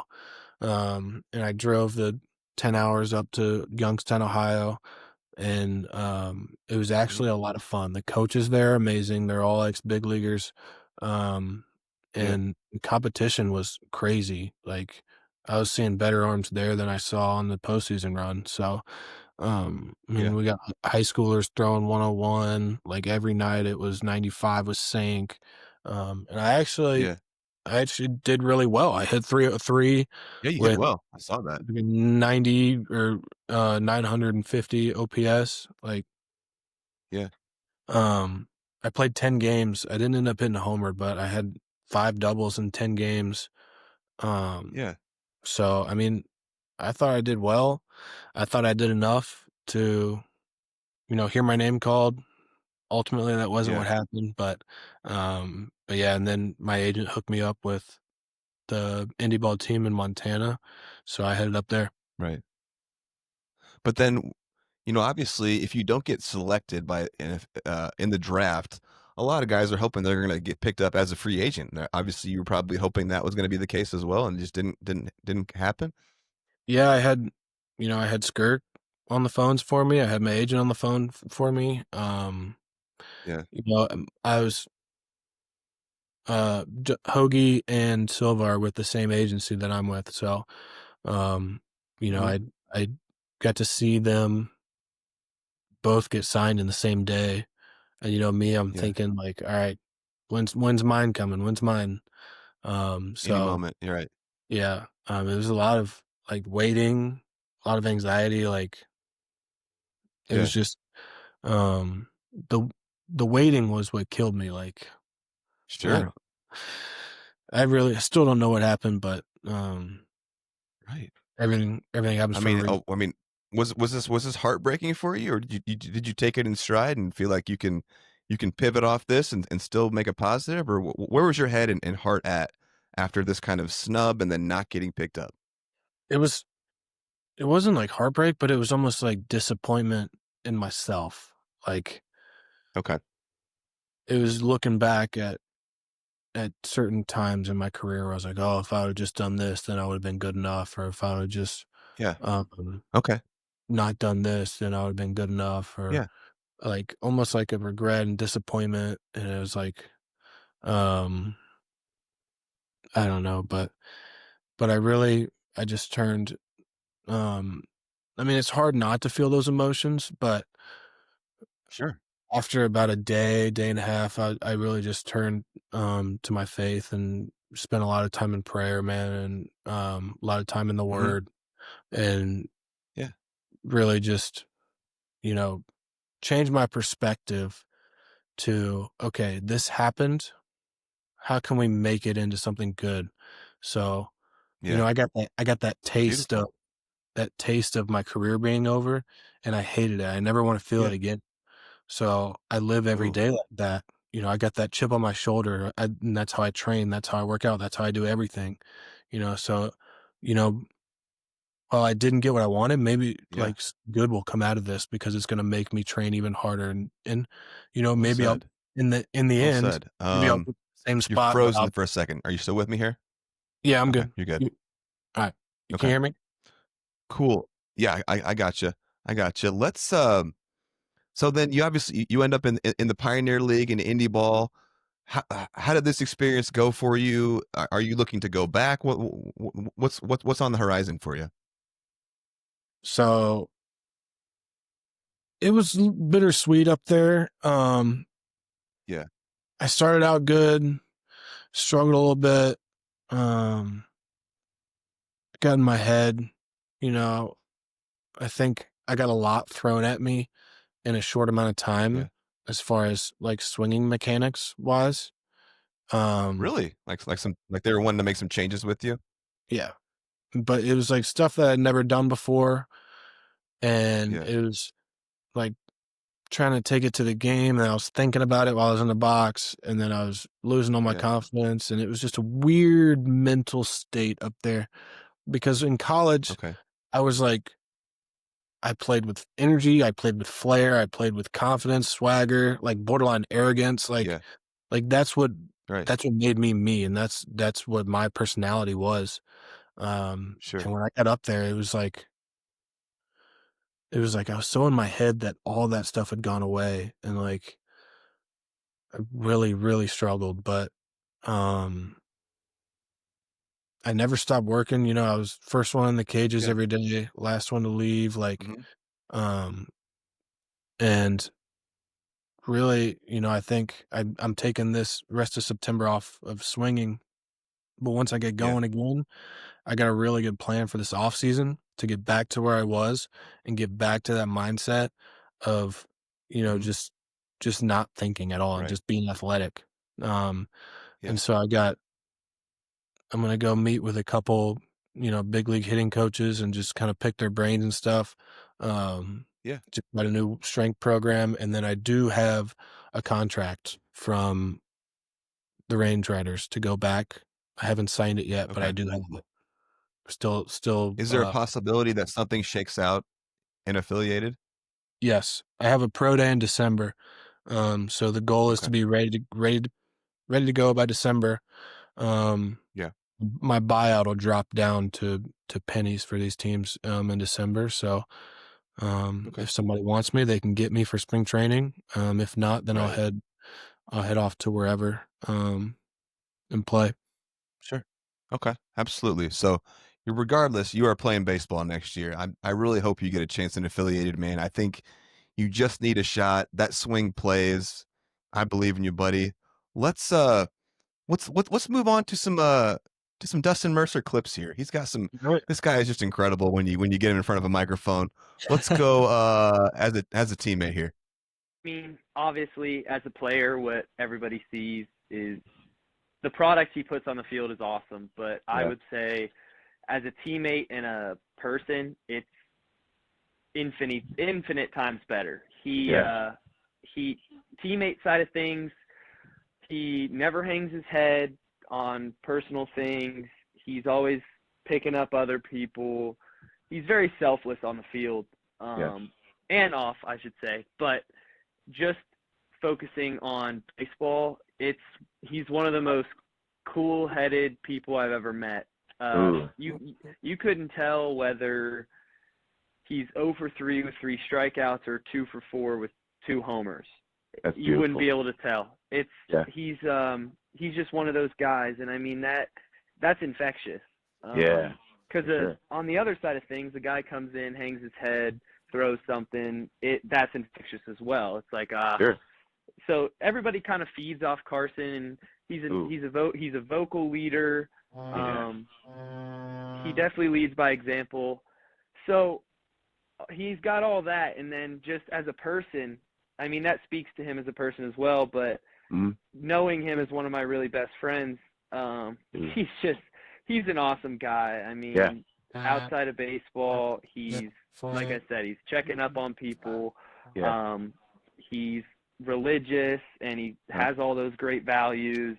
He never takes anything for granted. So, I mean, just as the person he is, his parents did a great job raising him. You can tell you're going to have a great time talking to him. Very respectful. I'm excited. Very respectful. So he's got all those things that make a great ball player outside of actually being a great ball player. Wow. That's a great line. This guy's incredible. You got anything there? You want me to keep playing some clips here? I mean, that's awesome to hear him say that. You know, that's one of my best friends there. So I'm glad that all the stuff that I do makes an impact. You know, growing up here in Nashville, the teachings of Tim Corbin kind of echo through the community. And when I was younger, I remember him saying that the energy on a team is huge, and you want to be an energy giver, not an energy taker. So there's a bucket, and this is all imaginary, but it's real stuff. There's a bucket of energy, and everything that you do either gives energy to the bucket or takes it away. So let's say you strike out and you slam your helmet. Well, you're taking energy away from the bucket. So that was one of the things that he taught, one of the things that I learned at a really young age. So, and all that stuff is like, when I really started to be consistent in my game was when I decided to leave everything at the field. whether I did good, whether I did Yeah. bad. When I walked out those doors of the facility, it was at the field. I was now Ooh. separated. I was separated from the game of baseball. You know, I wasn't I love that. Carson, the baseball player anymore. I was just Carson. Like, and it really came because I would go, you know, eat with my girlfriend after the game. I was like, she doesn't deserve to feel bad because I'm, you know, in a mood because Right. I played bad. Like, you know, she doesn't Sure. deserve that. So that's when I just started leaving everything there. And then when I showed up the next day, I started from the same mindset. It was a blank mindset and it was ready to go. Like I didn't take anything with me. If every ball player could take that advice, man, that is incredible. Moving on, this one is Effortless. Here we go. Love that. Let's talk about that beautiful swing, my friend. What you got there? It's smooth. It's got some rhythm. I would say the rhythm is my favorite part about it. He's got the little bat tip right as the pitcher's releasing the ball. Yeah. He's got the little timed up leg kick with the bat tip, and then he just lets it fly. And you could tell it's a different type of bat speed when he's swinging, and it's fun to watch. And it doesn't look like he was straining, and you just made note of it. You said it kind of like effortless juice. You got anything more you want to say about that? I mean, that explains it perfectly. He doesn't really try to create that speed. He's just got it. And some guys some guys have it, and he's definitely got it. He when he swings, it's just the ball and he connects, it jumps for sure. Love that. Let's go intangibles. This is a good one. Intangible wise, he's got the rare combo of the God-given ability with the right mental attitude, which a lot of guys have one or the other, and you can't really have one or the other and be too successful, but he's got a complete profile that makes him successful, and I think it'll carry well into the minor leagues and hopefully one day the big leagues. He's professional. He goes about everything the right way. He doesn't have to tear people down to bring himself up. It's just he does everything right, and I mean that's the type of teammate you want. That's the type of person you want to be around. So that's what I got on that end. Ooh, I love that. Another good one. And I'm going to tell you this. When I was looking, so I look for pictures to put these reels together and whatnot. And there's a ton of Dusty. This dude's always flexing after when he's celebrating. He's always hitting like a big flex. Yeah, what that's was his thing. Did you, that's his thing? Yeah. Now, did you have a celly, and what was it if you did? I didn't really have a personal celebration. Like Dusty was always flexing. You know, sometimes if my emotions got the best of me, I would flex like that big homer I hit in the tournament. I know I was yelling at the dugout flexing. They got a picture of that one, but like I was very nonchalant, very chill. Like if I hit a double, our team celly was the boom. Like I would hit the boom, and then it was time to go in the next play. So, I love that. But I did. There's my fair share of yelling and shouting, and when I got fired up, I got fired up. If I hit a big homer, like I'm coming back in the dugout and I'm screaming my head off, and let's go. What's up? That stuff, and classic. Stuff you guys don't see, but for sure. Moving on as a leader. Yeah, he for years, even when he stepped foot, we came in the same year. I transferred. He came in as a freshman. Yeah. I mean, he wasn't your typical freshman. He's got the size build. You watch him hit BP. He's got effortless juice. I mean, we'll get into that later, I'm sure. Yeah. But so like all those things he's got a little bit of a persona to him. He walks the walk, talks the talk a little bit. So guys feed off that. I mean, his confidence level is high no matter what. His confidence isn't based off necessarily performance. His confidence is based off what he thinks of himself and what others think of him and all those things. So it's, like I said, I use the word infectious a lot, but that's just him. People feed off that. I mean, he walks up to the plate. He's got his swagger going. Yeah. But also, besides all of that, He is in the weight room every day, not just when we're supposed to be. He's getting his extra reps in the cage, and guys see all that stuff. He's not doing it so people see him, but I noticed he would go up to the cage and guys would follow. So he just brings up everyone around him. Ooh. And that's a guy that you really want to have on your squad for sure. Brings up everyone around him. What a high compliment that is. You got anything on any of those praises from your buddy there? Man, that's the goal. I want to make everybody perform at their best, and whatever I can do to help them do that. Whether I got to push them that way, or bring them up, or whatever it is, man. Whatever. I think that's one of the qualities of a great leader. Is making everybody else perform at their best for whatever you're doing, whether it's business, and you're a leader in the office, or you're a leader on a sports team. It's the same thing. When you're a leader of people, there's certain attributes that all leaders have that make other people better around them. 100%. Let's round out our Mercer clips here with favorite memory. Here we go. What's your best memory with him or of him or a couple? Anything that you feel like stands out?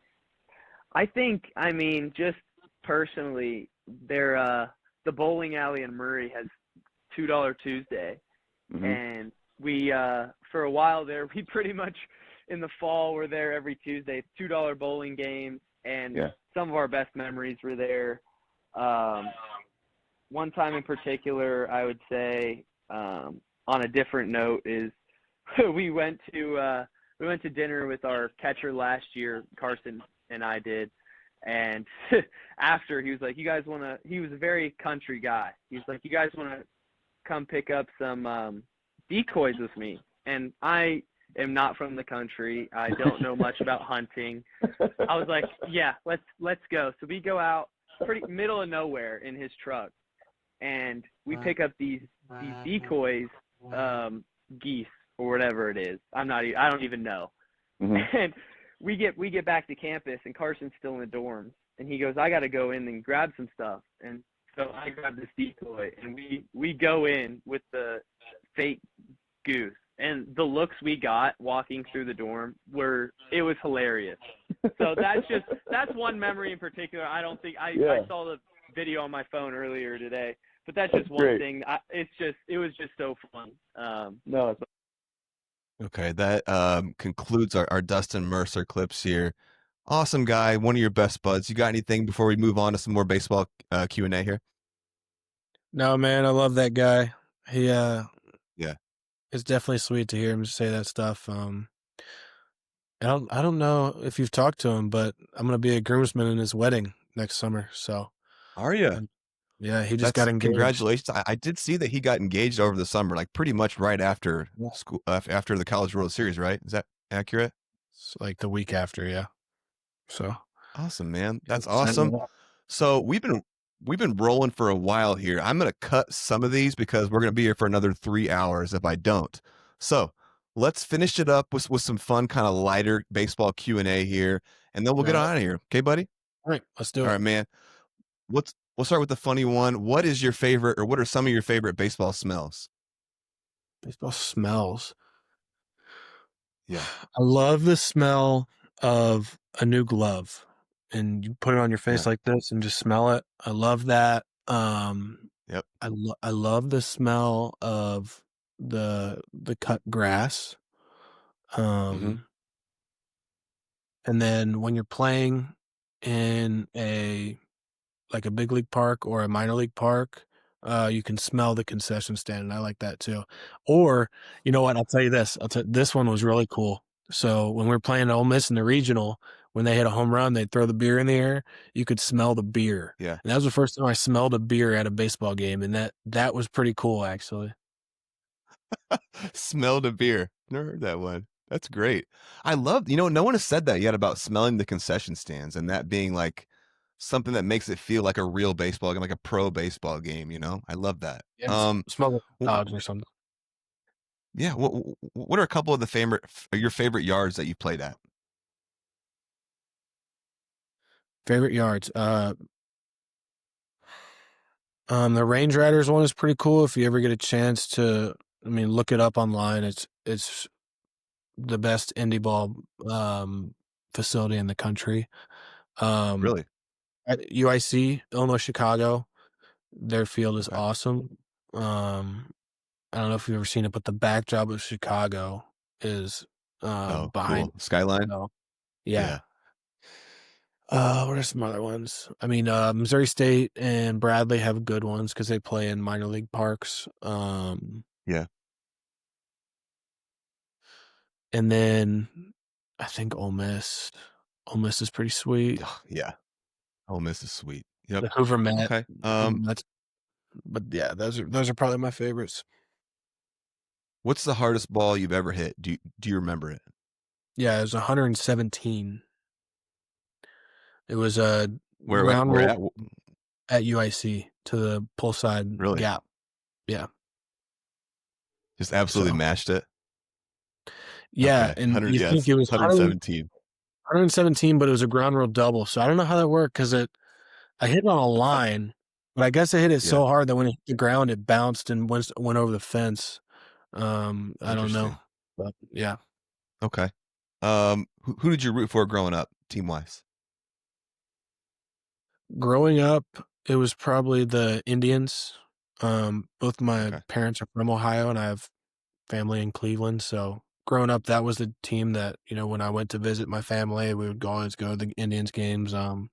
Francisco Lindor was my favorite player growing up. But There it is. nowadays, I think I'm kind of transitioning to a Cardinals fan because my girlfriend lives in St. Louis and we go to a lot of Cardinals games. Okay. So, um, Okay. I root Okay. for the Cardinals every I'm once with in a it. while. You just said Lindor. Is that your favorite player of all time? He was my favorite player, like when I was a kid of all time. Oh, I don't think I've ever thought about that. I like Mark McGuire. Mm-hmm. I think it would probably be him. I think it's really Okay. fun watching it. Dude, I grew up watching him, and I'm relatively close to St. Louis. I'm in Springfield, Illinois, but I used to go down there, and watching him take batting practice before games is still one of my favorite memories in baseball, and just something unique. Like you've never seen anyone hit BP like Big Mac did. Are there any third basemen that you really like, just like defensively, how they play the game? I think Matt Chapman's really good. If Mm-hmm. anybody like wants to model their game after a big leaguer, I would say Matt Chapman with the Giants. Yeah. Okay. He's probably my favorite, but Arenado's always good. Brian Hayes with the Pirates, he's Yeah. really good. Sure. There's a lot Okay. of guys that you can model your game after, or just watch. Watch, not as Yeah. a fan, but watch as a baseball player. Like pick up on the things that they're doing. I'm sure you can go Yeah. watch YouTube videos of them talking about what they're doing, stuff like that. So Okay. Who's the greatest hitter of all time, in your opinion? Barry Bonds, not even Yeah, close. that is correct. I totally agree. 3 favorite swings of all time, big league guys. Cargo. Oh man, great choice. For some reason, whenever I see a swing, I'm like, man, that's so awesome. McGuire. And then one that I've really seen this offseason that I think has caught my eye is Pete Crow Armstrong. Go look at, there's videos, Yeah. look at his swing from last year and look at it this year. I think the offseason adjustments he made are crazy good, and I just love everything that he's doing, and you can see it in his stats for what he's doing this year. So, Oh yeah, he's exploding. I'm a huge fan of his as well. Great choice. I'm going to ask you this, but I think I already know the answer. Was there anyone's swing that you tried to emulate? I guess the answer is no, right? nope. Right. Okay. Yep. You're just being yourself. Intro Definitely me. music, walk up music, batters wise. What have you used? What are you using? So I had a Christian rap song all year called 10K by KB for my walk up song. And Okay. then So at Murray, we never really listened to rap together. Like a lot of these teams, they'll show up in BP, listen to rap and all that stuff before Yeah. the game. We were listening to like sing along songs and like feel good songs, like almost like white girl music kind of. So when we got to the World Series, one of our biggest songs that we would listen to before the game that would fire us up was Unwritten by Natasha Bedingfield. So when we got to the World Series, I changed my walk up to Unwritten and I loved it. I thought it sounded awesome in the stadium, so I kept it. And even in the draft league, I used it. Yeah. Natasha Bedingfield. Well, when I put these episodes out, I'll put out an actual post of like, this is the Carson Garner story, and I attach a song to it. What song do you want me to put on it? Unwritten. That's what I was gonna do, man. I just made a note of it. That's perfect. Yeah. Okay. Do you Murray boys? Do you play the show, the baseball video game? Yes or no? Yes.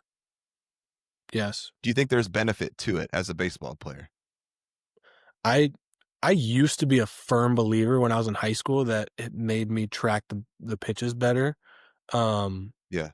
I'd say right now I play so much of the show that I probably couldn't know a difference if does or not, just because I play it Yeah. a lot. But Sure. I mean, can't hurt, right? I mean, I agree. I mean, you're.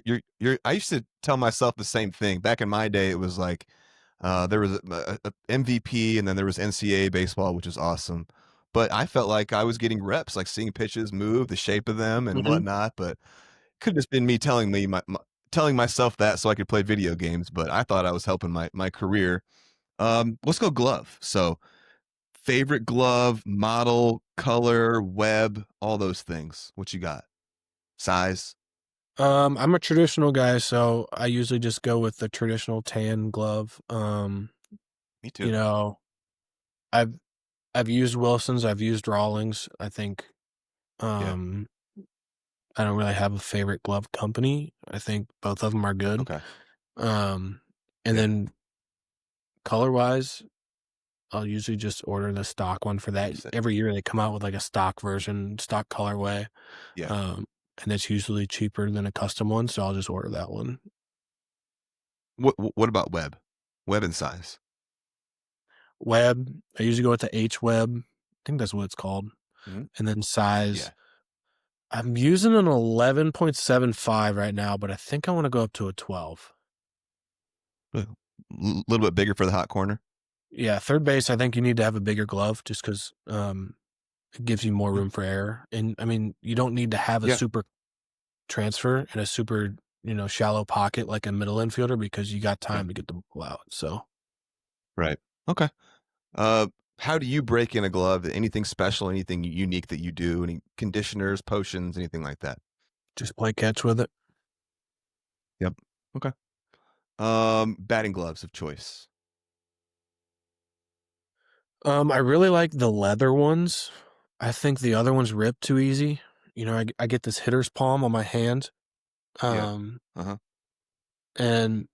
so naturally my batting gloves rip right here. But the leather ones I found to be the most durable and they're kind of thicker and I like that. And usually they have a pad right here. So I was swinging the Evo Shield ones this season and I liked them a lot. So okay. Cleats of choice. You like metal? Do you do moldeds? Do you go back and forth? Metals. Brand? It just I mean, I don't know. We always got Nikes at Murray, so I guess Nikes. Okay. The best baseball movie and the worst baseball movie, and you got to tell me why. Best baseball movie, like I think my favorite one is probably Major League. I love that movie. Classic. Yeah. It makes me giggle every time I watch it, and I know exactly what they're gonna say. Yeah. Worst baseball movie. I don't know. I don't think I have a worst baseball movie. I like them all. Okay. I'm also not a big movie guy. But like not a big movie guy. I don't really watch movies. What about books? Don't read books. Okay.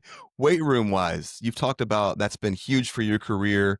Do you do anything unique, or are there any lifts you really like, or are there any lifts you stay away from? Nothing super unique. A lot of it is explosive movements. So really, Mhm. you want to be able to produce force fast. So, Sure. I mean, you can lift like a bodybuilder if you want, but it's not going to help you hit a baseball. Right. You can get all these big muscles. They just look good. They're not going to help you, hit a ball harder or what. Like once you have a baseline Sure. strength, so once you can produce enough force to hit the ball hard, you should be focused on, all right, how can I produce that force faster so that I can swing faster? And when you swing faster, you get more Yeah. bat speed. So everything I do is like explosive based, like plyometrics, Okay. like a lot of Yeah. sprint work because that's high intensity explosiveness. So, yeah, I'll throw the plates on a squat rack and squat, a lot of weight, but the focus is moving it fast. So can I move heavyweight Okay. fast? Do you okay, that makes sense to me. Okay. Do you do anything for grip strength? Anything there? Hand Um, grip strength stuff? yeah, just typical waiter walks, farmer's carry. Okay. Uh, I think you get a Okay. lot of grip strength in doing deadlifts too. I'll do deadlifts, Absolutely. Yeah. Okay. RDLs, Couple anything where more you're questions, holding. buddy, and okay.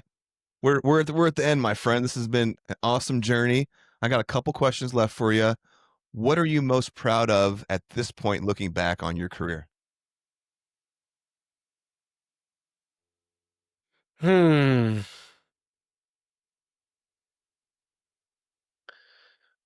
I I kind of touched on it earlier, but I think I'm most proud of like making an impact, Yeah, like on absolutely. the whole Murray State community. I did something that meant a lot for a lot of people. Like Yeah. that's pretty cool to think about, and I'm pretty proud of that um us as a team, we did something that impacted people's lives. So Yeah. Absolutely. I mean, you got to share your testimony and spread your gospel, but and that's very important. But also think about what you've done for Murray State as a university, the Murray State baseball program. I mean, you guys have done something for them that will be felt for ages, for years and years and years. Like you have changed the trajectory of that baseball program, of that school. People know who Murray State is now. I mean, I used to have to tell people that Murray State was a Division I school. They didn't even know who Murray State was, what they were. Were they an NAIA? So it's incredible what you guys have done for that program. Lastly, where do you see your career going from here, from this point forward? um obviously I believe in myself. I know a lot of Yeah. people will look at indie ball players and think that, the chances aren't good, but I have belief in myself, that I Hmm. can get into affiliated ball and eventually, get up, work my way up to the big leagues. So, that's the goal, that's the plan. Um, Yeah. but if that doesn't happen, I also have a good plan for after baseball too. So, My man. Well, we're at the end of the line here, buddy. How was this experience for you? man, it was good. It was nice to finally get on here. Yeah. I know we've been kicking around that idea for a while, and then the draft didn't kind of go how we thought it was going to go. So thrilled to get you on here and get kind of some of your thoughts on how your career has gone, some of that special moment with Murray State. I am so rooting for you, man. I meant it when so during the whole draft process, I was still texting you like, is anything happening? And it was from a place that I meant it. It was from my heart. Like I legit care about how your career goes. I'm rooting for all you Murray guys. I think you're awesome. I think you're gonna get into affiliated. I believe in you. Like I said, I think your swing plays in pro ball. It was the most pro ball ready that I saw on that team, I thought. I'm super excited to keep following your career. I'm extending this offer to all guys that I'm having on now that are younger and still playing. is come back in like a year and give me like a little check-in of like where you're at. Obviously you'll be affiliated in another year, balling, doing your thing. So let's keep tabs on your career as you go. Open invitation to come back. I really appreciate you, man. Our motto on this show is a journey worth remembering. If you can't see it there right behind me. So your journey is certainly worth remembering. I really appreciate you giving me some of your time. Thank you to Coach Skirka. Thank you to Dusty Mercer for giving us some of your time. Do you have anything else that you want to say before we get on out of here, brother? Nah, man. Thanks for having me on. It was a lot of fun. Yep. Okay, guys. This has been the post-game spread. This is Carson Garner. We really appreciate you. We are out of here.